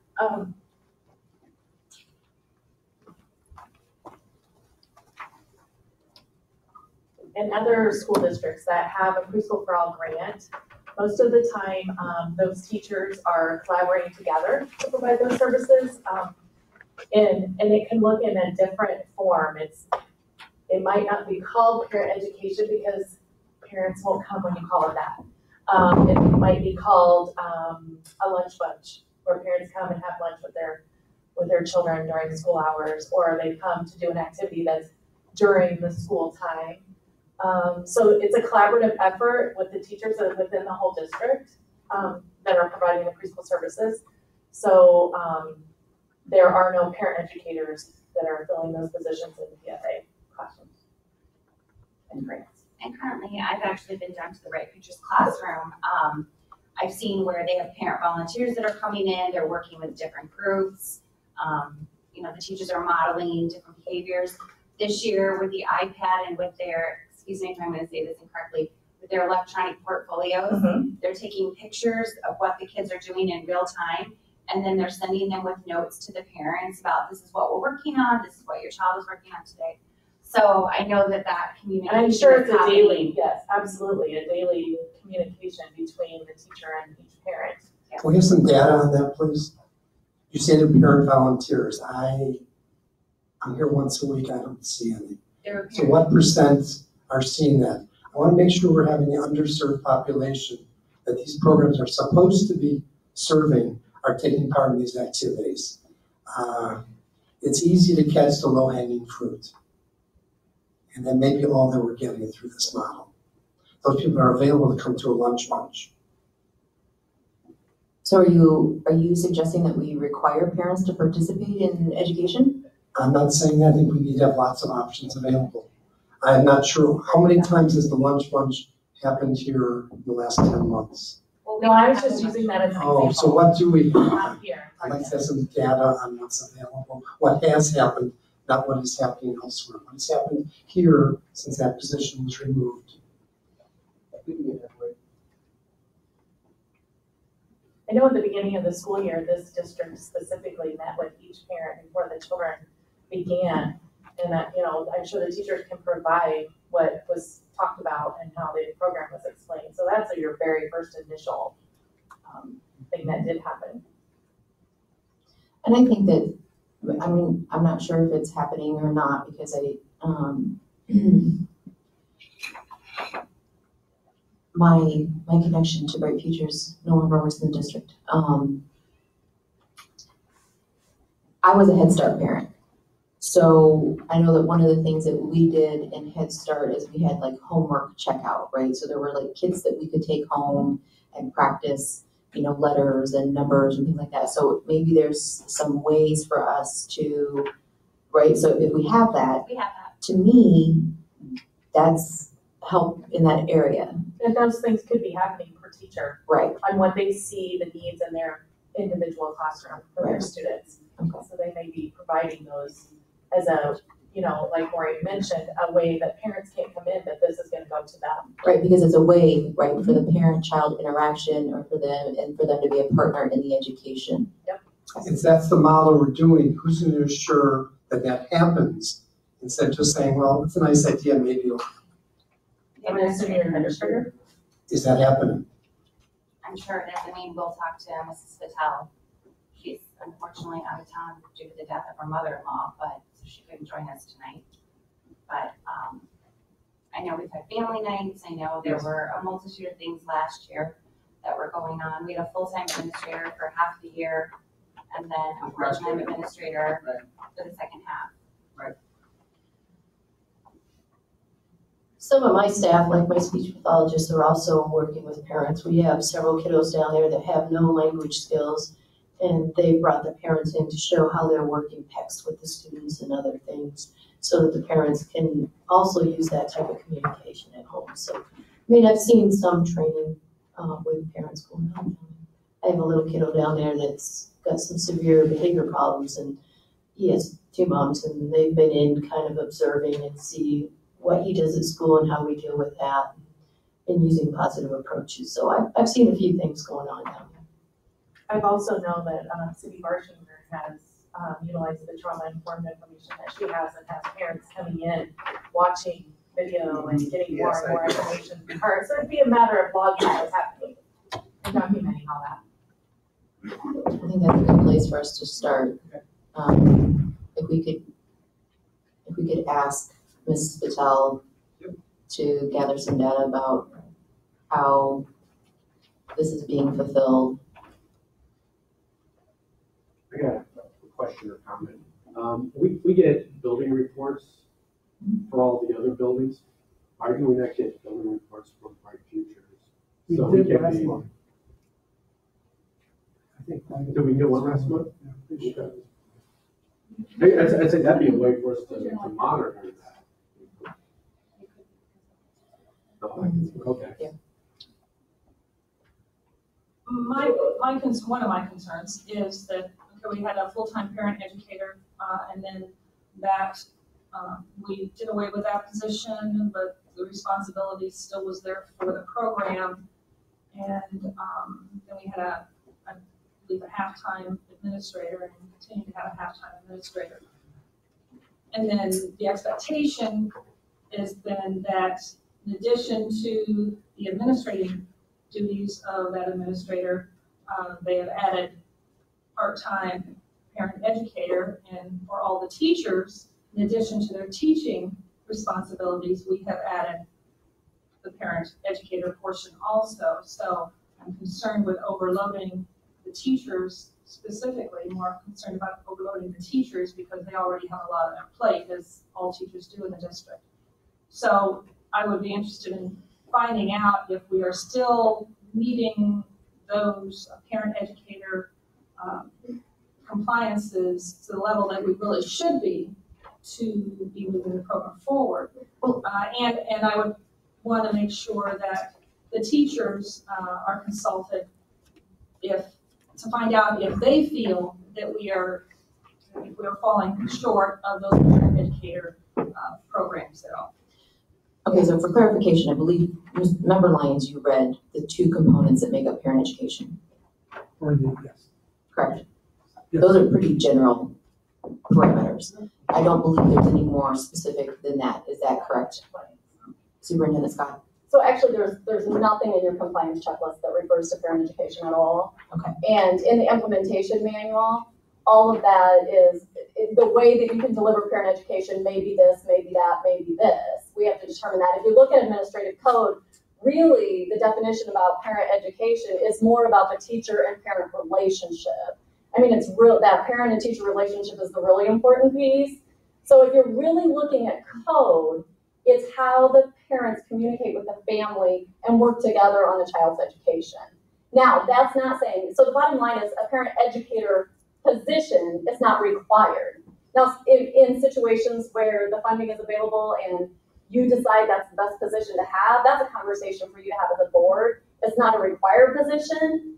It's not on the checklist for compliance at all. And if you're looking at administrative code, it really talks about the relationship of the family and the teacher. Okay, that's kind of the clarification that I was looking for, Ms. Scott.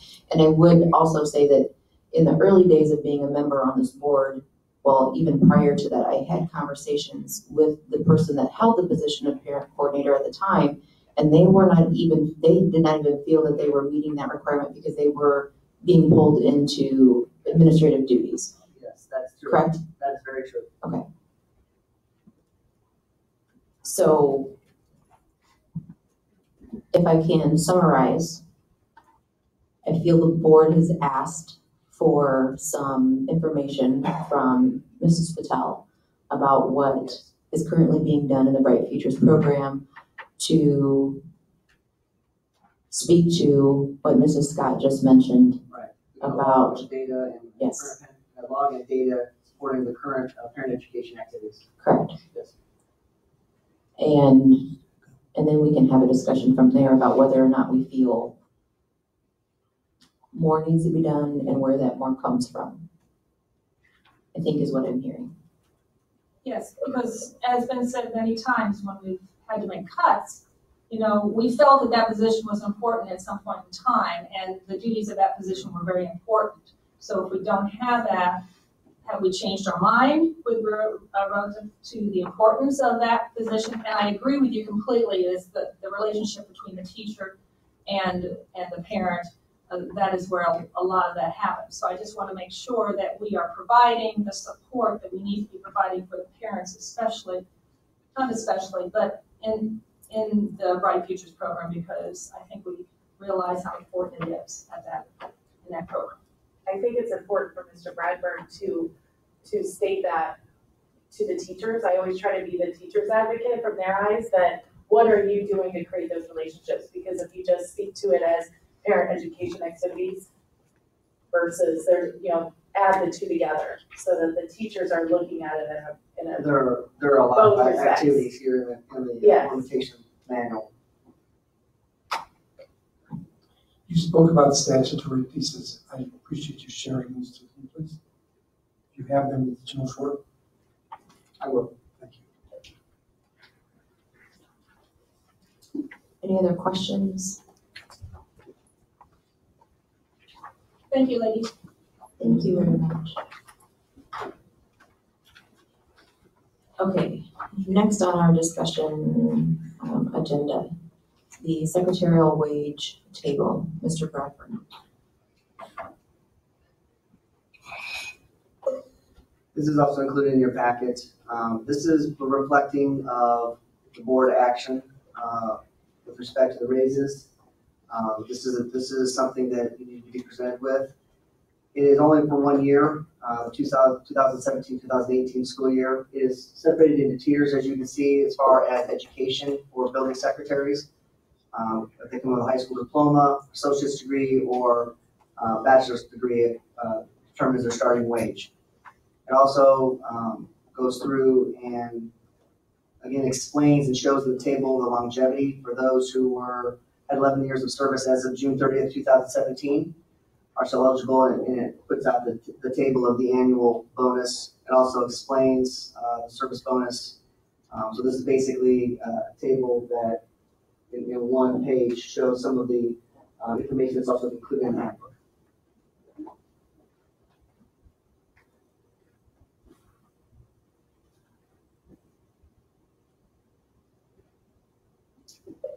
This is just for our information, correct? Correct. Just to delineate what exists. Yes, sir. So that means for fiscal year 19, there's no schedule for their wages. They stay the same wage? So the board would then take action on those wages as exempt staff. So this year when we budgeted, all individuals that were not covered by a collective bargaining agreement received the same increase across the board, the 1.5% increase. So then that would be the board who would make that decision next year on what type of increase, and this would be amended at that time.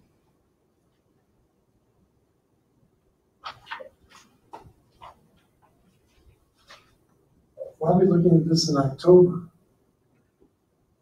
This was asked to be put out there, so we understood if there was some logic behind what the wages were. Okay. How they were applied to different people, perhaps in the same position. Thank you.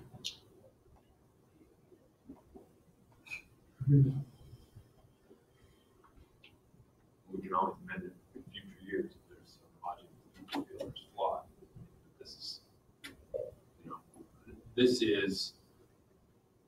This is what reflects this year, okay? So you've got, unfortunately for a lot of people out there, you've got the new superintendent, you've got several new board members, you've got, we're asking for information from last year to this year to understand why. So there's a lot of things plus. Because they're exempt, they're not part of a collective bargaining agreement. That's what exempt means. They're not part of the union collective bargaining agreement. So their wages, their work rules, everything are voted on separately from everybody else that's in the collective bargaining agreement because they're not collectively bargaining. And so that's why they're asking for, it was asked for a table. So it's not just shown as, well, we just threw a dart at the wall. And this is how we got churchill secretary, and this is how we got a lawnmower. If we don't agree with it, well, that's a different discussion that we need to have. And these rates are just an accumulation of past years. With the 1.5% added.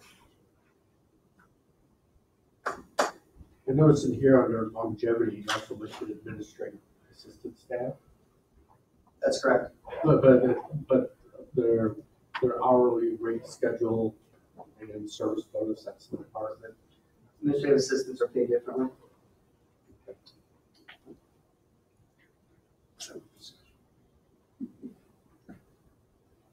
And just to clarify or to make sure everyone understands, I know there was the comment made by Kim that their salaries have been reduced. We have not reduced any salaries.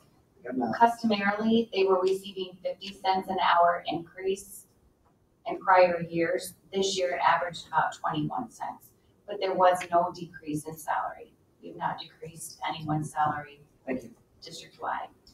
They just did not receive the increase that they. as much of an increase as they had expected. Correct. I think there was some kind of a tax increase that resulted in their checks being lower. Right, when the Yeah. state income tax went up, but unfortunately, So the raise didn't cover that. and that's an unfortunate results for everyone as the state income tax went up. That's a good point. I mean, it could have impacted some people. To a net negative. Regressive. That it is. Thank you, John. Any other questions? I have thoughts that I'm still formulating. I'll share at some point. Okay.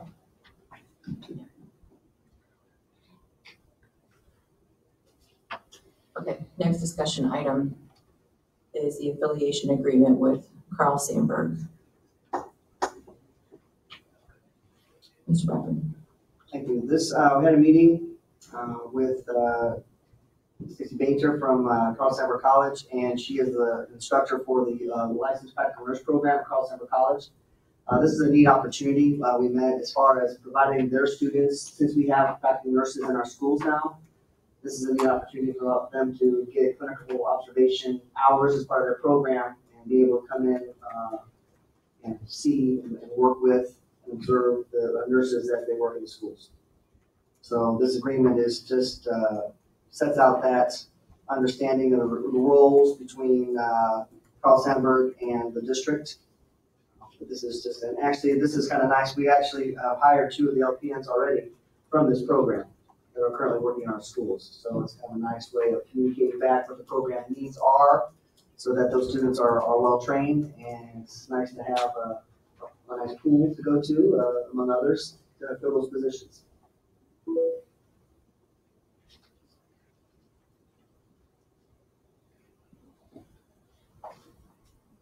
Any questions?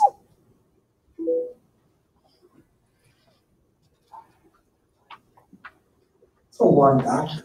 Yes, it is. Yes, it is.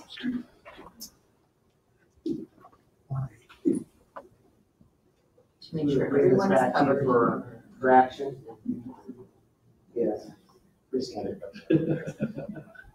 Sorry.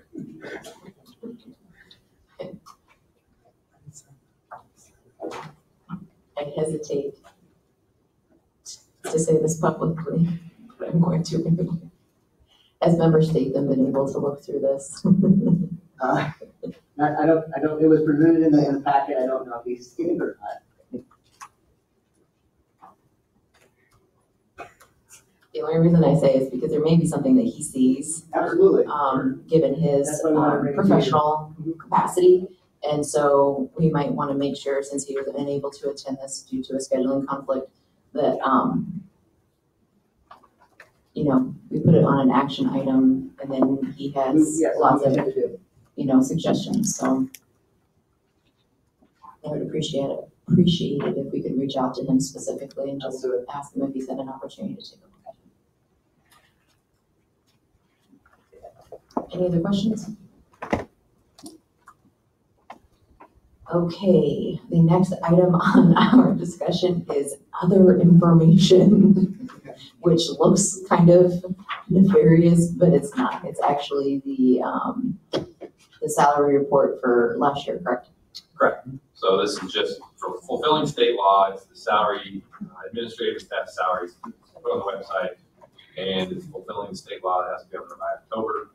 And this reflects last year. The reason you do it in arrears is because then you know exactly how much you actually spent rather than what you think you're going to spend.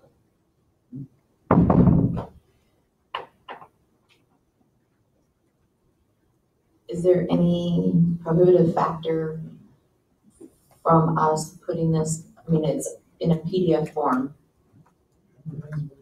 right? So is there a way for us to also arrange it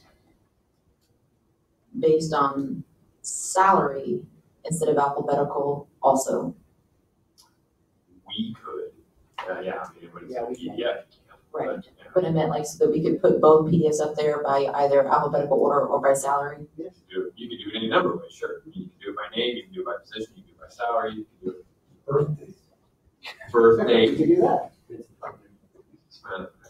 Have another field. Sick days. Sure. But yeah, I mean, we can put it up there. Any number, you can put it up there as a searchable database. As long as someone can change it. That's typically why you put PDFs on there. Right. The only reason I say that is in its current structure. Allison, if you can click on that document for me, please.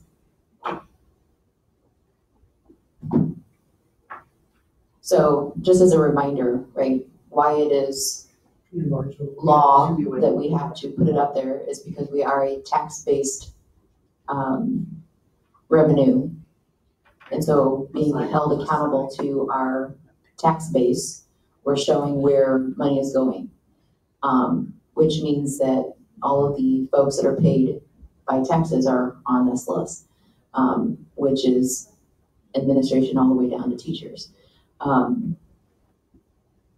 think for me, as a member in the community, I get a lot of questions about salaries.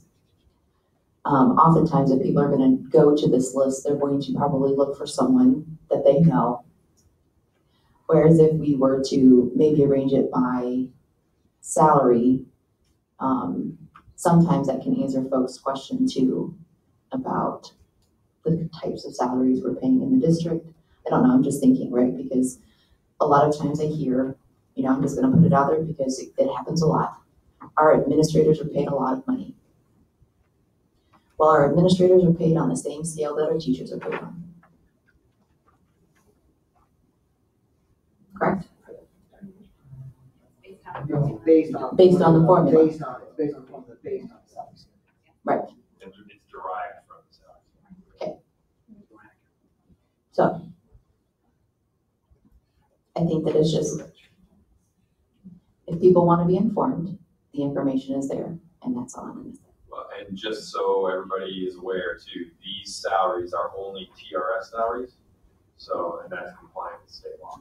That's the reason it is. It's not to avoid anything. It's just state law says TRS salary. So, this does not include secretaries, custodial, maintenance, bus drivers. Overpaid lunch workers. Right. I think we may want to, and I'd be happy to help with this, also add an additional column that states the number of days worked, because with the EIS report that we're showing here, the state knows based on your code if you're a 180-day employee versus a 220 employee or 260, depending on what your contract says.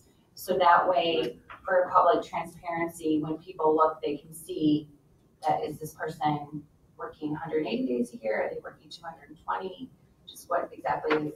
I would prefer you not add that, because that implies that a teacher, for example, is 180, only is working 180, and somebody may well come in 20 days during the summer to get their room ready. Yes, they're paid based on 180 days, but their amount of work maybe far exceeds that. So I'm not sure it really tells people how much they're working. If that's what you're attempting to do by including information. Well, I think it would help to show the discrepancy on, how the contracts are calculated. It's based on contractual days of work, what we're contracted to work.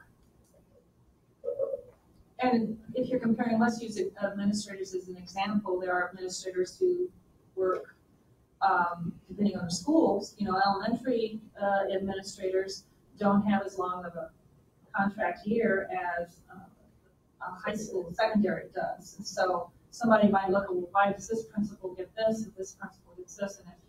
And if we have the information, something to indicate what the contract year entails.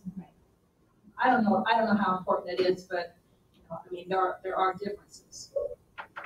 Other than to President Cervantes' point that since the administrative pay in many ways is a derivation of the salary schedule, you do extrapolate based on number of days. So if you're a 180-day employee, you're a 260-day employee, or 220-day employee, that's a factor in how their salaries calculate for those that aren't on the collective bargaining, for the administrative staff, because it is factored in that they are expected or required to be here 40 to 60 to 80 days more than certified staff. You also include the 20-day paid vacation as part of that as well, then, which the other people on 10-month employees do not have. Right, this is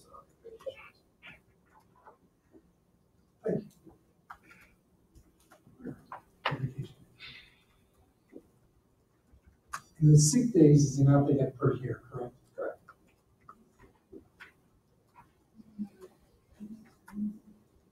And you have to list that because that is considered compensation.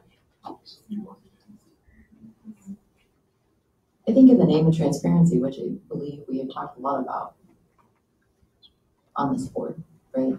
We would want to provide as much information so that the public is as informed as possible.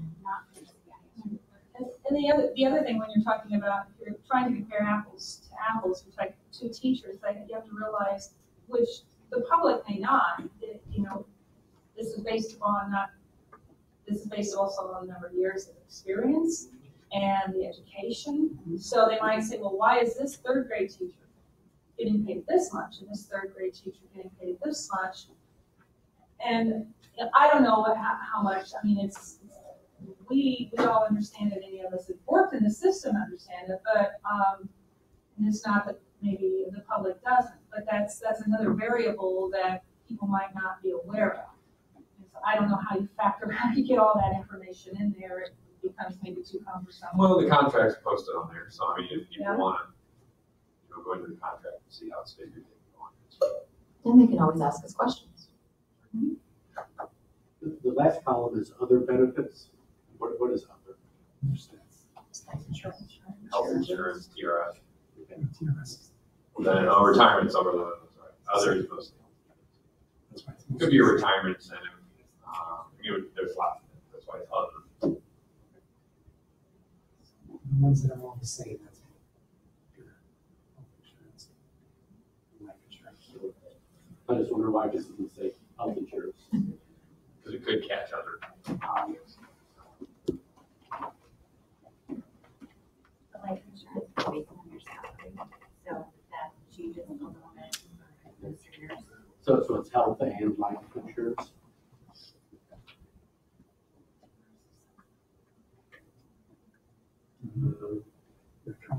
Retirement enhancements, that's TRS. Okay, well, teachers don't get that.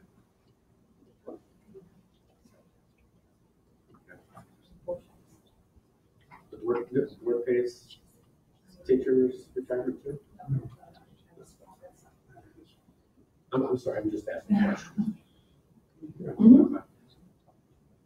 What is the FTE? They didn't hear. Full-time equivalent. So if you are 1.0, you're full-time. Everything less than that is that amount less than full-time.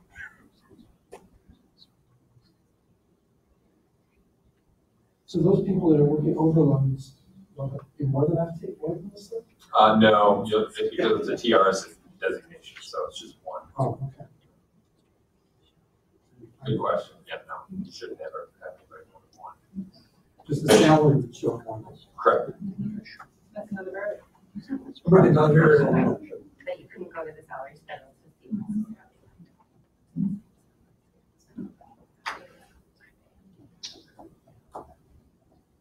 Any other questions or thoughts?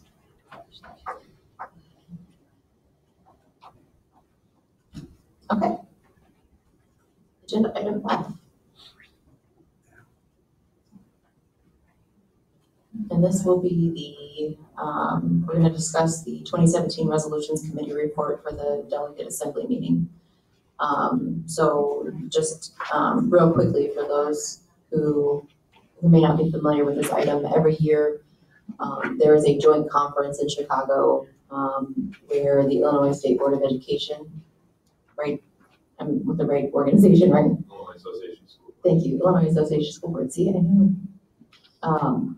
Comes together, school board members, superintendents, and other constituents come together for a conference in Chicago. And one of the aspects of that conference is to set forth what we want, what school boards across the state want the Illinois Association to pay attention to or to look at and support by way of legislation in the state.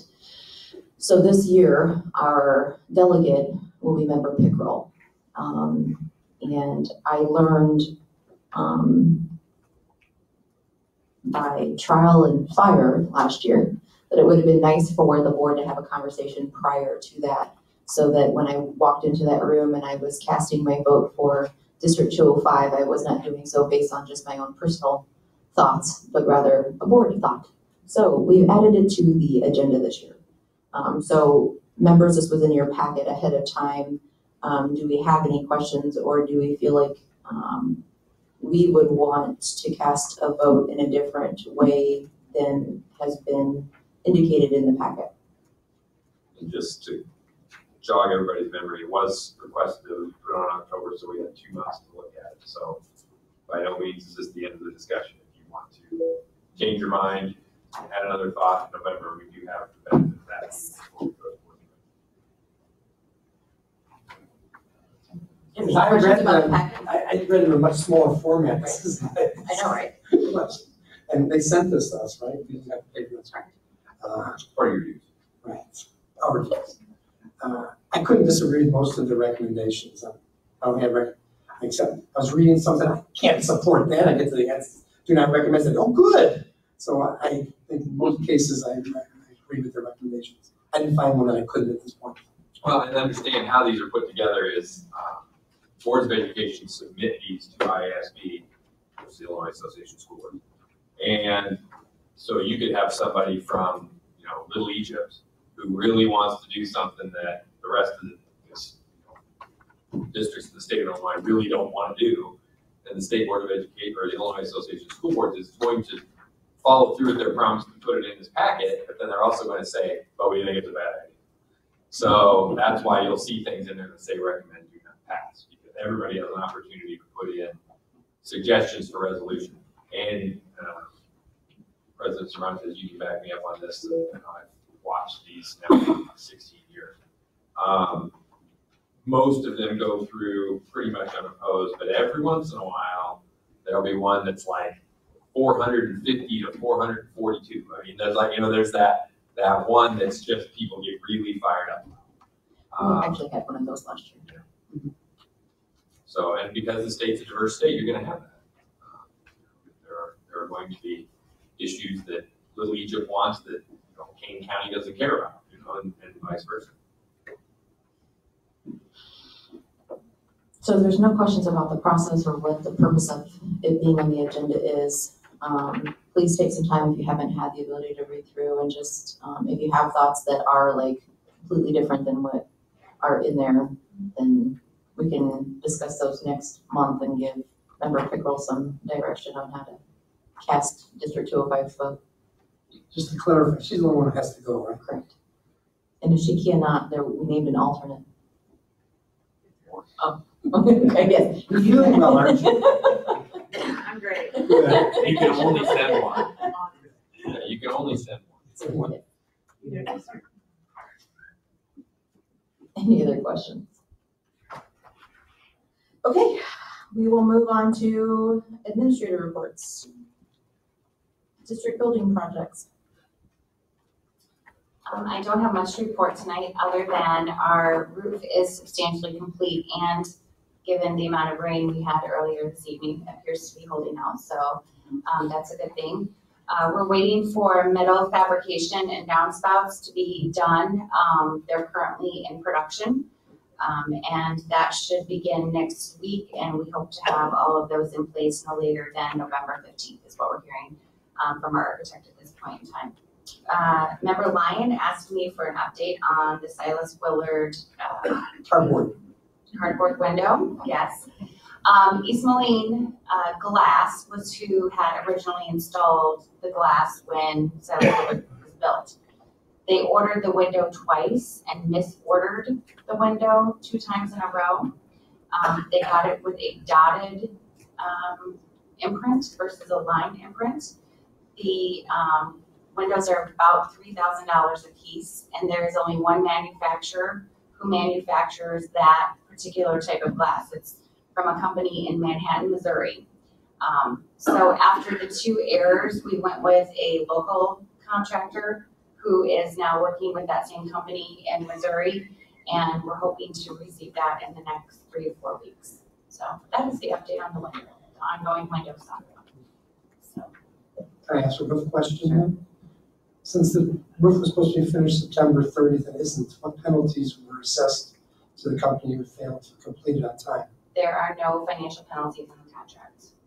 Is it our fault or whose fault is it? That was a standard contract that was issued, the ASA contract by the architectural firm. So the architectural firm? Yes.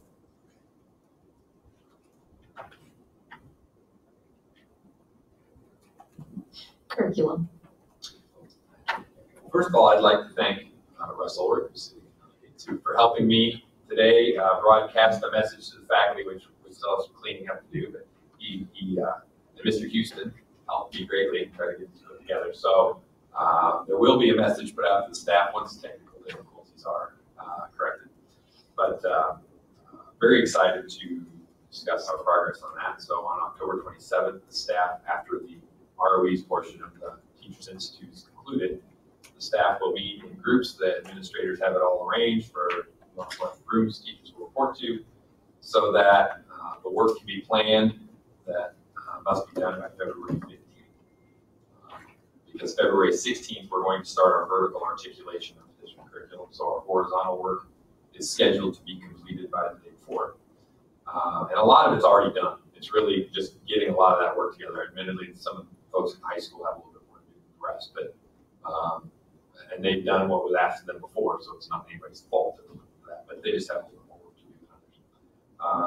But that horizontal work is getting finalized at the elementary and the junior highs, and at the high school it's ongoing. And then February 16th, we'll begin the work on vertically articulating that.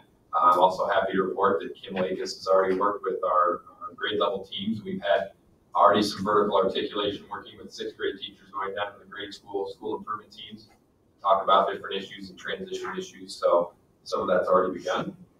And we're at this point still very much on track of our goal of having that fully articulated horizontally and vertically articulated curriculum concluded by the end of the year for the board act. Ask your curriculum question? Absolutely. This is based on Peter's question about Channel 1. I thought that died a long time ago. We're still doing it? Yeah, that was news to me. Anyone here from the secondary schools? I'm Did it carry? I think contract died. You can log on to Channel 1 online, and it is free, and there's also CNN available, so there are more than one news site available for student use. And they're free. And so is it? You just log on to the website.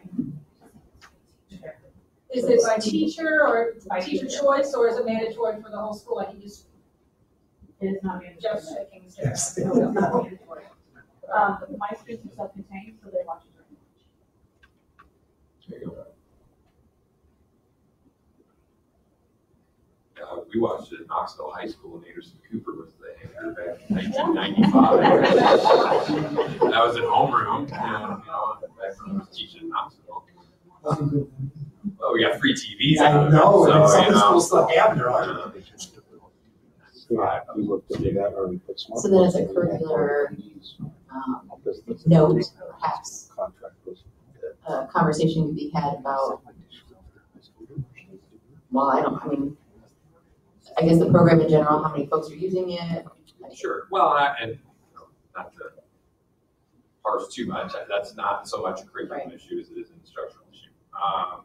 The curriculum is just a roadmap of skills. So if a teacher feels like that Channel 1 meets their roadmap and they can show how, that's teacher's choice. And we need to be sympathetic to what Mr. Schwartzman is saying too. I mean, that is important.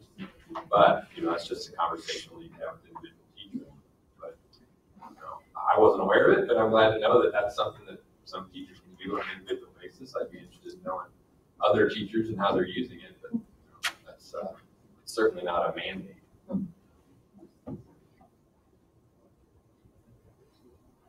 Yeah, that's Any other my, I guess I should expand. My lunchtime is during our advocacy. As Mr. Houston mentioned, some students may be watching during advocacy. Again, there's two different programs that are out there. You just have to, I show both, CNN 10 plus Channel 1. So the students are getting different perspectives on current news items. I do know some teachers may use it for civics, government, or history. Sure. And tie it into current events. So. Which makes sense. Right. A lot of sense. Okay. Any other curriculum? Human resources. Thank you. We have last week conducted a meeting with food service representatives. The meeting went very well. I've had the pleasure of going to there's a lot of building activities going on in the district. Also was at the high school meeting with street dads, having that meeting, and I did stop by Steel for their reading night. It was nice to have a hard time finding a parking spot. And I really enjoy being part of the community engagement meetings. I'm really interested in this community and come out and talk about dreaming for the school district. So I really appreciated that. Special education. I've been busy working on trying to find staff still, and out in buildings observing various students in different environments. So kind of doing some IEP meetings and things like that with staff, as well as training life skills and ED staff. We'll continue to do that training with them on curriculum and behavior management. On the bottom of your report, you mentioned maintenance of effort. Is that something about which we should be concerned? In special ed, you're always concerned about. It's called MO, maintenance of effort. That'll be something I'll be working on in the probably February timeframe. So it'll be the next big project. Right now, I'm knee deep in excess costs. MO is where a school district is required every year to maintain your local maintenance of effort in your special ed costs. So I will have to do a lot of calculations to see where we were from before to now. So you're really looking at the last 2 years. It's kind of a behind thing that you look at and project and see where you're at. So excess costs that I'm working on now is kind of a heads up to this year compared to last year. So it's just kind of heads up where we are and what we're looking at. And then Mo will tell us if we maintained effort. If we don't, it's not always a bad thing. Sometimes what that just means is I have to dig deep into figuring out what happened. So Mo, there's 3 areas that are authorized for not meeting Mo. You had a turnover of high cost staff. So maybe you had a lot of teachers retire that were high cost staff and you replaced them with lower paid staff. You had some high cost students that maybe graduated or left the district. So if the district lost residential kids or kids going to private day programs such as Kiefer and Camelot, you have not only the cost of those programs, but you also have the cost of the transportation piece. And then the other authorization would be is if your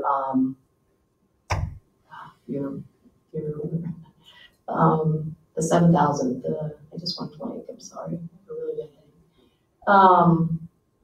I can't think of it offhand. But there's 3, I'm sorry, I can give you the 3rd reason. But there's 3 reasons why. So if you don't meet Mo, then I work with the auditor and I dig deep into what happened. You know, when I was here in the past before, I had to dig deep into a lot of reasons why. And we ended up meeting Mo. You just have to kind of dig into it. So it's a very time and lengthy process. And just so everybody understands too, changing from co-op to your own operation is not a qualifying event. Negative, no. That is not. It is not. No. So, if we, and I experienced this in my last job, so we changed our relationship with the co-op. And we hired all our teachers from within, and we saved like $300,000 because we were hiring our own teachers that would take the co-op. That was not a qualifying event. So we had to, your per capita is your cost. It's if you have fewer students. So it's your cost per child is essentially what we're talking about. And if you do have a high dollar student that moves away, that is a qualifying event. If you have a teacher that retires, that's a high dollar event. But if you rip a teacher and then hire another teacher, that's not a qualifying event. So you can't just save money to save money. The teacher has to literally retire or resign. So any teachers that, you know, all the teachers in the past for the co-op were hired by Galesburg. So we really don't save a lot in that manner. But we did have teachers that did retire. We had staff that did resign. So that's where I have to dig deep and find out. But remember, this is 2 years ago. So it takes time to bring out all that data and the resources. But I've done it in the past and we've made our way through it. And then the auditor helps me because sometimes there's through the AFRs where there's some things with insurance or benefits or things that change that also impacts that. He does a statement for me. So it's just a very time-consuming special ed nightmare. Right, and just so people understand, everybody out there. So if you have a situation, this is just a hypothetical, but if you have a situation where the board decided in our ED classrooms, we want to go from class sizes of 7 to 12, okay? So we could somehow reduce our number of teachers by 3. That is a count. So if you saved, $150,000 on that, that is not a qualifying event. You would owe that money back to the federal government.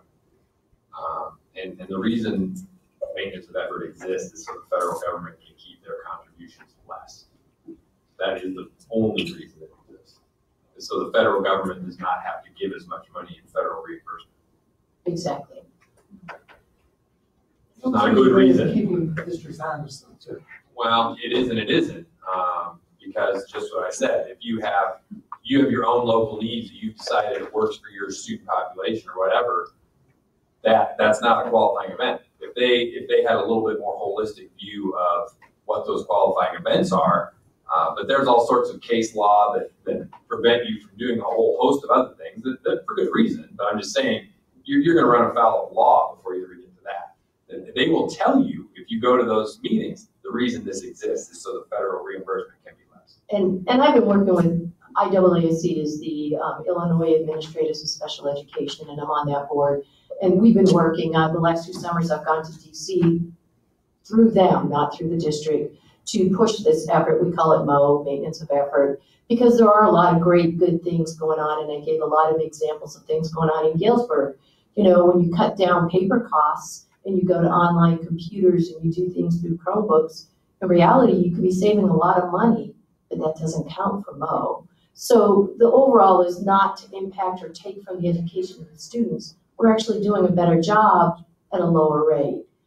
We've given a lot of examples of that, busing and other issues where you've cut costs by combining buses or using a bigger bus or doing things differently, but that won't count for MO.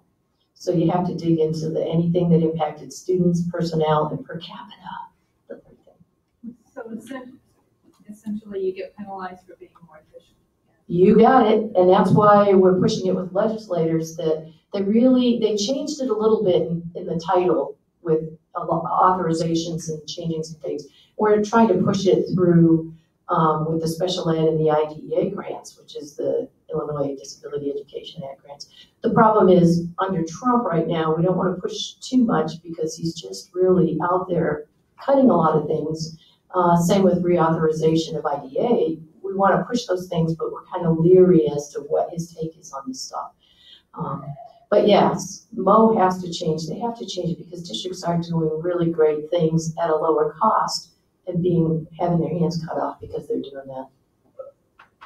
So because we've taken this conversation out to another lens, I just want everybody to understand something. 1974, this law was written. The reimbursement rate was written into law at 40%. Okay, 40% reimbursement. Last year, the federal reimbursement, 16%. 16%. And that's violated their own law every year since 1974. And we push for that too, that we would like to at least be funded at the 40% that is dictated. And we haven't gotten anywhere with that either.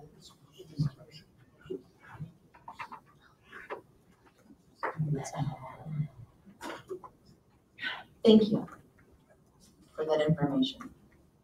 Building reports, are there any questions about the building reports? I will say thank you. Thank you for the system. They were so easy to read, and I knew what was coming next, and I appreciate that. I hope it did not create more work for all of you it felt to me easier, and I knew comparably, which it's hard to compare schools, I know, but each of you are own great in your own right. But I think it was for us, especially with attendance and discipline, it's easy to kind of see, and then it allows us to be able to ask more specific questions of your buildings. Any other thoughts about the reports? Okay. Committee reports. Budget. We're not meeting yet.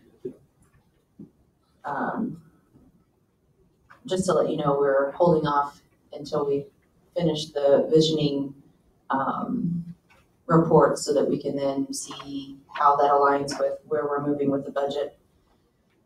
Buildings and grounds. This is my first year on this committee, and Mr. Saban's not here. We have not met, but we did discuss how we might move forward on this, and I think we're probably, as with other people, we're probably going to wait until we finish our meeting outreach. Okay. Curriculum. We've met. Right. Show up. Go ahead. I already talked. Yes. Okay. We've asked, since we are very aware that there is a lot and has been a lot going on in curriculum throughout the district. My question has been, do we work more as an ad hoc committee where there is a policy, a place where policy intersects with curriculum, where we bring something to the board? We did discuss about being aware, more aware as the committee members of what is going on out in the district, so that we're going to be put on emails so that we know if there are meetings happening in various places throughout the district, that one of us can attend those meetings and maybe bring that information back to the board. For example, on the October 27th, one of us hopes to attend that meeting at the high school so we can bring that and report back to the board. So that's kind of where we're at now.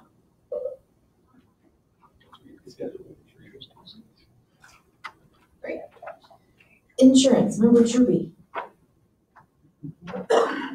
Yes, we did get to meet on October 2nd here at the board office. Quite a few people in attendance, several new members. For me, it was an educational opportunity. I learned quite a bit about insurance and express some of my opinions of things that we can do to improve things for wellness and maybe some other programs for our membership. Let's see. Our fund balance is currently reported at $4,303,299.49. And we do have intentions to meet later again this school year. Otherwise, if necessary. Great, thank you. Negotiations. You have. Okay, I've not met. Policy.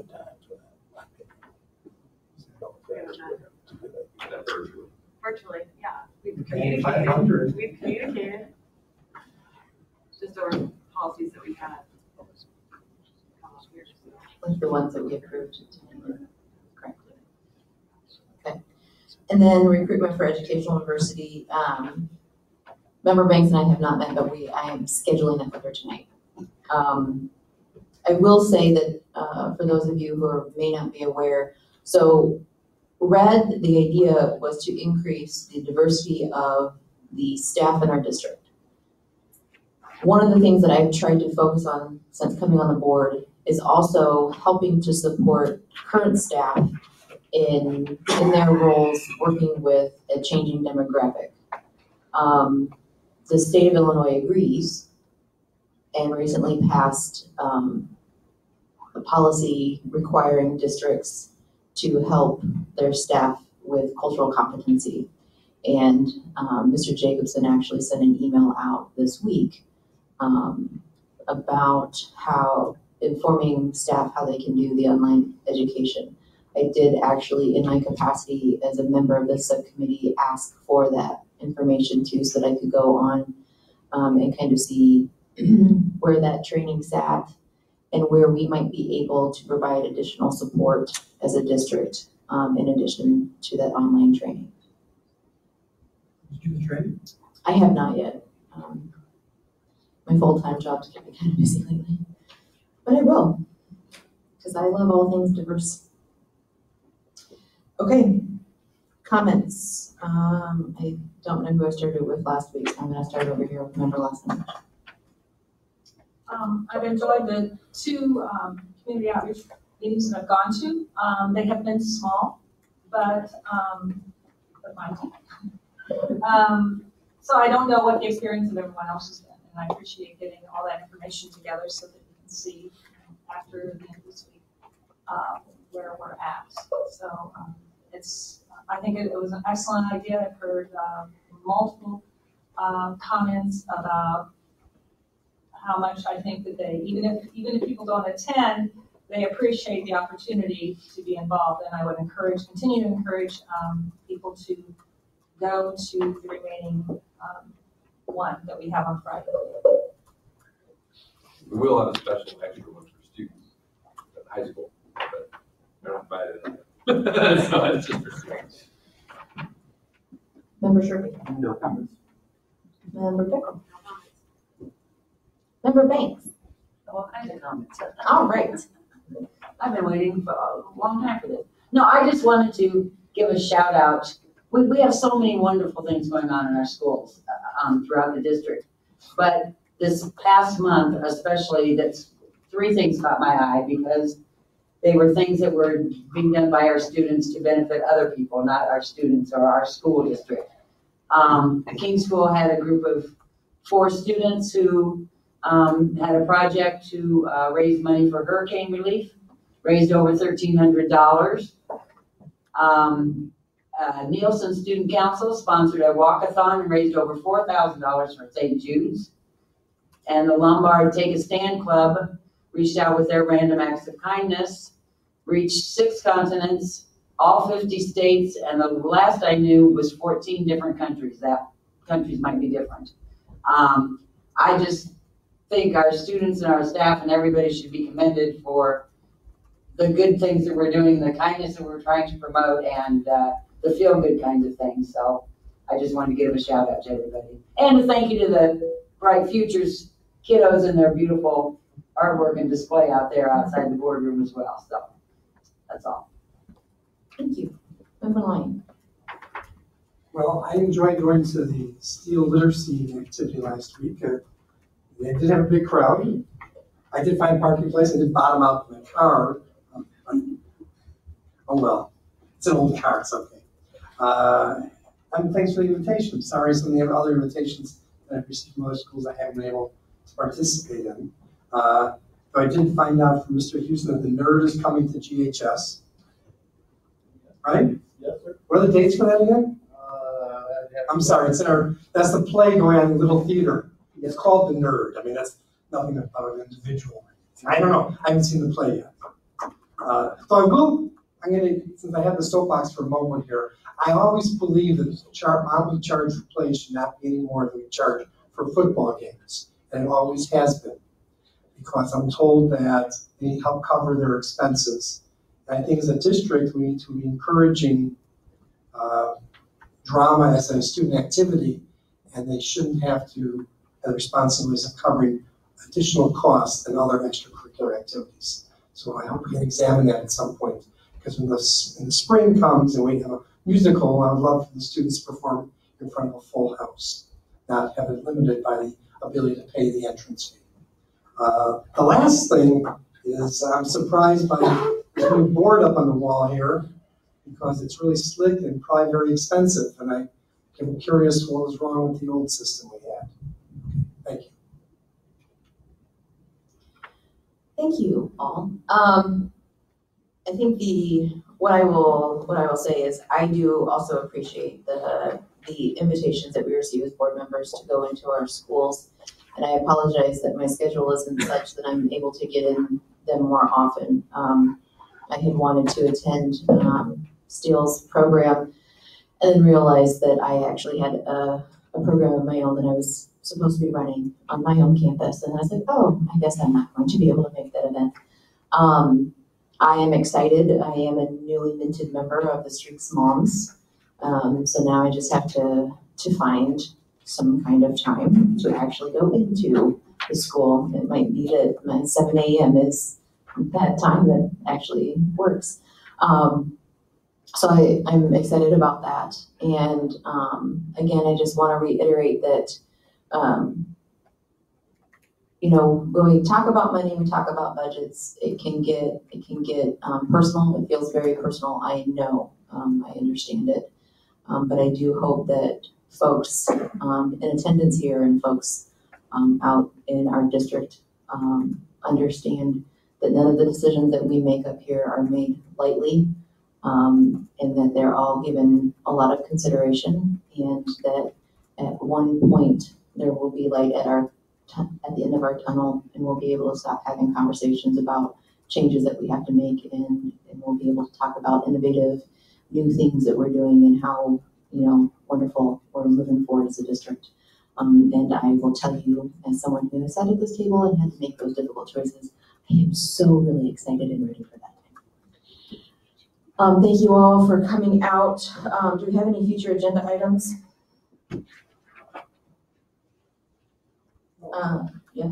We spoke during the summer about the need to address the issue of school boundaries. Yes. I think we have to have that on our agenda at some point before the next school year takes up, and it's a long process, and it's going to be lots of information. I know some of that will come from our visioning meetings, but I don't want to get lost. Right, and I'm glad that you mentioned it, because I think we are looking to put that on a future agenda, probably January, February, just knowing that we were hoping to receive feedback from the visioning meetings. And I will say that I was able to attend 4 of them, and there was a variety of attendance, right? Some were really large and some were really small, but the ideas that came out of them, regardless of size, were great. A lot of interest, a lot of passion for our district, a lot of items that I think we could actually address in more of a five-year plan rather than a 15-year plan. But hopefully getting to that 5-year point, we can see past that to the 15-year mark. Okay. We do have to go into closed session for the appointment, employment, compensation, discipline, performance, or dismissal of an employees. We will not have action in that meeting, so we will not be coming back out for any vote. Our next meeting is scheduled for Monday, November 13th at 6 p.m. Do I have a motion to go into closed session? Yes. Aye. Sherby. Aye. Thanks. Aye. Surratt. Aye. Passovich. Aye.